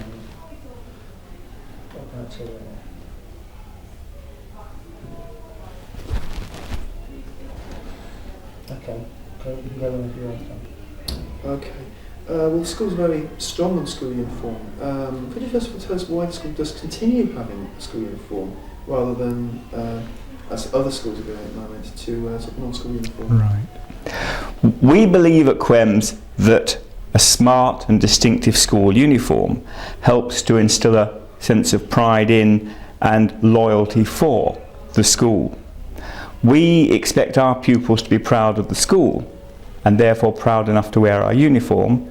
Equally, we expect to be proud of our pupils, and we're therefore pleased that they do wear the uniform of QEMS. Details of school uniform are available in the school prospectus or of course available from the school. We're actually going to have a sort of fashion show. Let's use the drama. We're going to do sort of fashion shoot with actual school uniform. And we weren't sure what you thought of this. We were thinking of putting prices in, sort of approximate prices for how much. I don't know. If you want to mention, like, school uniform is regarded as being a heck of a lot cheaper than if you get, yeah, it's supposed to. Right. And of course it does give us a uniform, well, I'll call it a uniform. Yes. So nobody is. Yes, sure. I think the danger of prices, because we've actually missed it out of the prospectus, is that if you give prices, they get out of date. Yeah. And parents tend to say, well, the school said you could get it for £18. You could always mention that it is a lot cheaper than if you were having to wear your own clothes, having to. Blazer £15 to £20 approximately. Yeah, but it changes over. That's the difficulty, isn't it? That would probably work for the time period this figures could be used for. I mean, the figures I've got here, you see, are already a year out of date. You see, the blazer black with school badge, £28 now. You know, we're talking. Well, it depends also. Like, I mean, there's such a wide range. There is. You get it from as well, isn't it? The problem there is that it's actually very precise. £28 perhaps even better. About £30 would have been better because then it would have wavered between. Yes, £5 either way then. I would be reluctant because I think we do say. I think you probably do better just comparing it to not having a school uniform. Yes. It would be a lot more expensive. Yeah, so we'll point out what the school. Okay, so we'll say. Probably best. Yes, well, just to say about school uniform, the uniformity that it gives people nobody is has better clothes than anyone else. Do you think that's important? Yes, I think it makes everybody feel they're an equal part of the school community. I think as much as price is concerned, in the long run, it's both practical and economical for families to purchase school uniform. And I think it does stop some arguments at home over what people are going to wear on their way to school. But come back most of all to this sense of pride in, loyalty to the school, which we expect from our pupils. Okay, that's great. Right. Okay, Ooh, drop school uniform now. Okay. Yes, school dinners. That's obviously an important problem. Yes, it is. We run a cafeteria system with a wide choice of meals for which pupils pay each day. They can also bring sandwiches and eat them in the dining rooms. Generally, pupils go to lunch in their particular year, so all Year 7 pupils who have lunch will be in the dining room at about the same time. Should I say something? I haven't had school dinners for, well, since about first year, and they were introducing a unit system. That's gone. That's gone, has it? Mm. Do they have a sort of special pricing system now? No, they don't. They don't. You can have anything you want. That's right, yes. I mean, there are... there's a sort of basic price for pupils who have free meals, but I think probably that's not something we should say at this stage. I was wondering whether or not they had... my bad research, I think, is pointed. Yeah, no, I mean, it died a year ago, the unit price system, which was a pity, because I think most people... That was introduced when we did Herald Page, wasn't it? Because you did an article on that. Yes. That's 88 that was introduced, wasn't it? Was it 88? Yes, well, 87. When we were at junior school, they did have it, and it wasn't. How do you say it wasn't very popular? Because for one thing, it limited the number of chips you were allowed to eat. Yes, no, it really is now a straight cafeteria system. I think it's probably better. Otherwise, although it's probably more nutritionally balanced that way, it does limit a certain amount of the freedom that people has and choice to buy whatever they want. After all, they are paying for it. So. Yes, the unit system is gone. Do you feel the new system is much better? No, I don't actually. No, I don't think it is. I just put something like that. Okay, what do you want to say about? Oh, what we do now? Social life? Yes, let's do social life. Okay, let's do social life. So the school has quite a strong social life in general with school discos. Could you tell us a bit more about that? Indeed. Learning doesn't take place only in the classroom. Much that is both valuable and enjoyable will come through clubs and activities, at lunchtime or after school, through visits and excursions to places, some during the school day and some outside school time. Amongst the sporting clubs, the school has teams in several age groups in athletics, cricket, hockey, rounders, soccer, tennis, badminton, netball, rugby and swimming. The school has its own swimming pool, and all pupils learn how to enjoy the water safely. Amongst the clubs open to pupils are the Dramatic Society, Christian Union, Sailing Club, Trampoline Club, Science Clubs, the Model Railway Club and the Subbuteo Championships. There are various musical groups, brass, recorder and guitar, as well as an orchestra and a wind band. There are regular school productions, and recently these have included Hobson's Choice, Alice in Wonderland, Bugsy Malone and this year Grease. And we welcome newcomers to the stage as well as more experienced performers. All pupils are also able to take part in 2 days of activities at the end of the summer term, and these range from youth hosteling in the Peak District to sport to community help to a visit to France. There's a flourishing Duke of Edinburgh's award group which organises weekend expeditions and a week's residential course. And most year there is a school foreign visit. In 1990 it was to Switzerland, in 1991 to the USSR. There's also the carnival as well that was the school was involved in, and actually won their. Yes, the youth, right, yes, okay. Many of the pupils and parents work with staff each year to produce a float for Tamworth Carnival, and for the last 4 years this float has won the youth section, and our themes have ranged from QEMS is going green to Bugsy Malone to Alice in Wonderland. The first one was in fact it was the centenary, wasn't it? Yes, I think probably drop that one. If you just want do you want to say it again. Well, do you want to go through? I mean, we've got some of that, but if you want to go from where you're listing what the ones you've done recently are. Right. So the themes have ranged from an environmental one, QEMS is going green, to Alice in Wonderland, this year to Bugsy Malone. And we look for exciting ideas for the next few years as well. That's great. I'll just say, we're pointing out that if anybody has any ideas for club they want to start, then they have to ask Yes. staff, because otherwise they might think they have to join a club that already exists. Because that in junior school tends to be what happens is the teacher has the idea. Right. Yes, we can do that. How can we phrase it? The clubs we have on offer reflect the interests of our pupils and our staff. So if pupils come up with a particular need or a particular wish for a club, then if they're able to persuade someone to help them, we'll start that off. The Model Railway Club is a recent addition to our societies and has proved very popular. Does indeed have the discos. Yep. You want to say something about that? If you want to come and speak, what you want to say? Okay. We also do have some discos for various years, and these prove very popular. And for those pupils who stay on into the sixth form, years 12 and 13, there's a very flourishing social life which the sixth form themselves organise.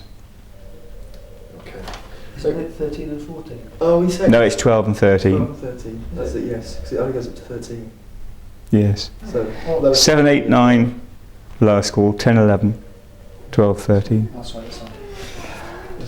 That was great. We'll try not to force you to do anything more regularly. Really, just need to. I've got the final reasons why a child should enjoy being at QEMS. If you want to sort of do a summary. Yes. We look forward to welcoming pupils to QEMS if this is where they will continue their education after primary school. We want all our pupils to enjoy working in a happy, caring and disciplined environment where each child feels respected and valued and is accepted as a member of the whole school community. By working closely with parents, we aim to provide the care and guidance children need to build up their confidence and understanding, and so help them prepare for the opportunities, responsibilities and experiences of adult life. By working closely with local primary schools, we aim to ensure that children can make the transfer to secondary school as easy as possible. Every child should get to know their new teachers and their new school before they arrive, and so for new entrants, we arrange visits to QEMS during the summer term before admission. On arrival in school, pupils are placed in mixed ability tutor groups, and we take into account suggestions made by the primary school staff to ensure that valuable friendships are not lost.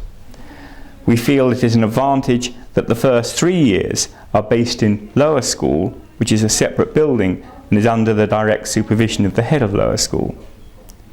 Each child has a form tutor whom they will meet twice a day, and in addition they will spend a further hour each week with their tutor. This personal contact helps the teacher to sort out any personal problems and keep a close check on each child's progress. In addition to a form tutor, each pupil is attached to a head of year and assistant to ensure that progress and well-being are effectively monitored through each child's school career. Could you just say something about the final word, something like come to QEMS, just to sort of finish off the video. Right. Because we're able to leave a final comment from you and then end the video. I don't know, it might be nice to finish off with a child. I mean, in a sense, if it's a child who says, I like QEMS, Get one of the Oxford interviews. it's really more, I mean, I'm bound to say it. Yes. If you can get someone who's honest as well, you can tell that they mean it. Yes. Not that you force them to say it. That's right. I mean, so in a sense, I would have thought they're going to take more notice of year 7 because you're not going to pupils. say it's awful school, don't come to it. That's right. I expect you to say that anyway. So, I mean, the ones I've seen which show pupils talking have far more impact, have had far more impact on me than heads talking. So I'm sure they will on.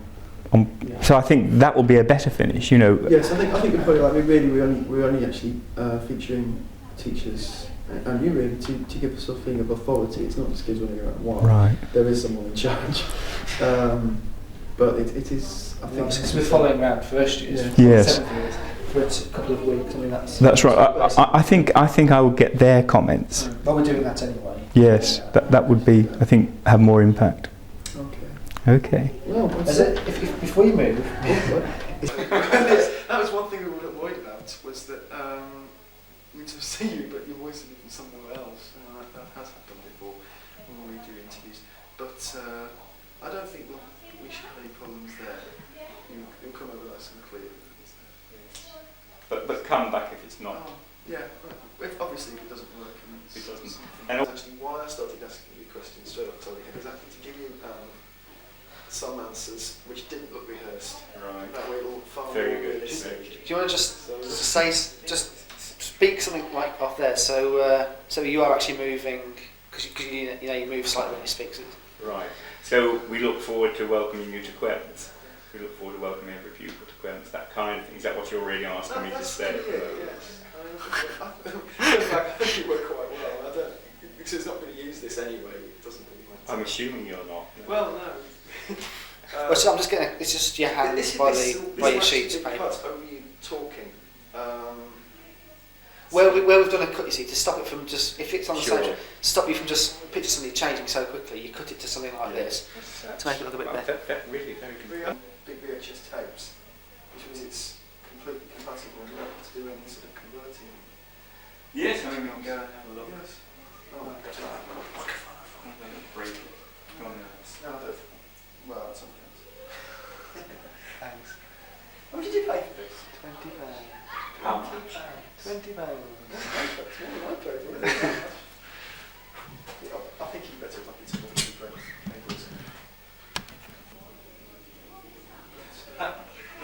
I mean, the thing is, I think the problem is the equipment. I mean, I was thinking of the fact that there presumably will be a growing demand for these kind of school videos. Oh yes.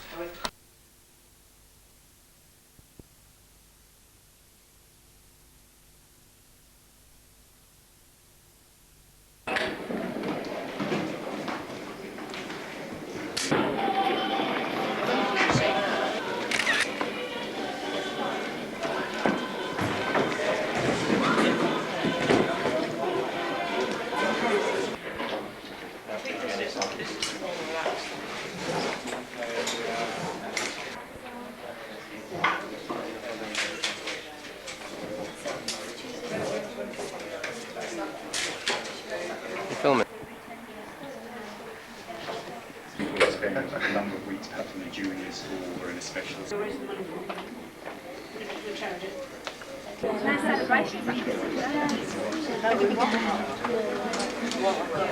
got to be something to do.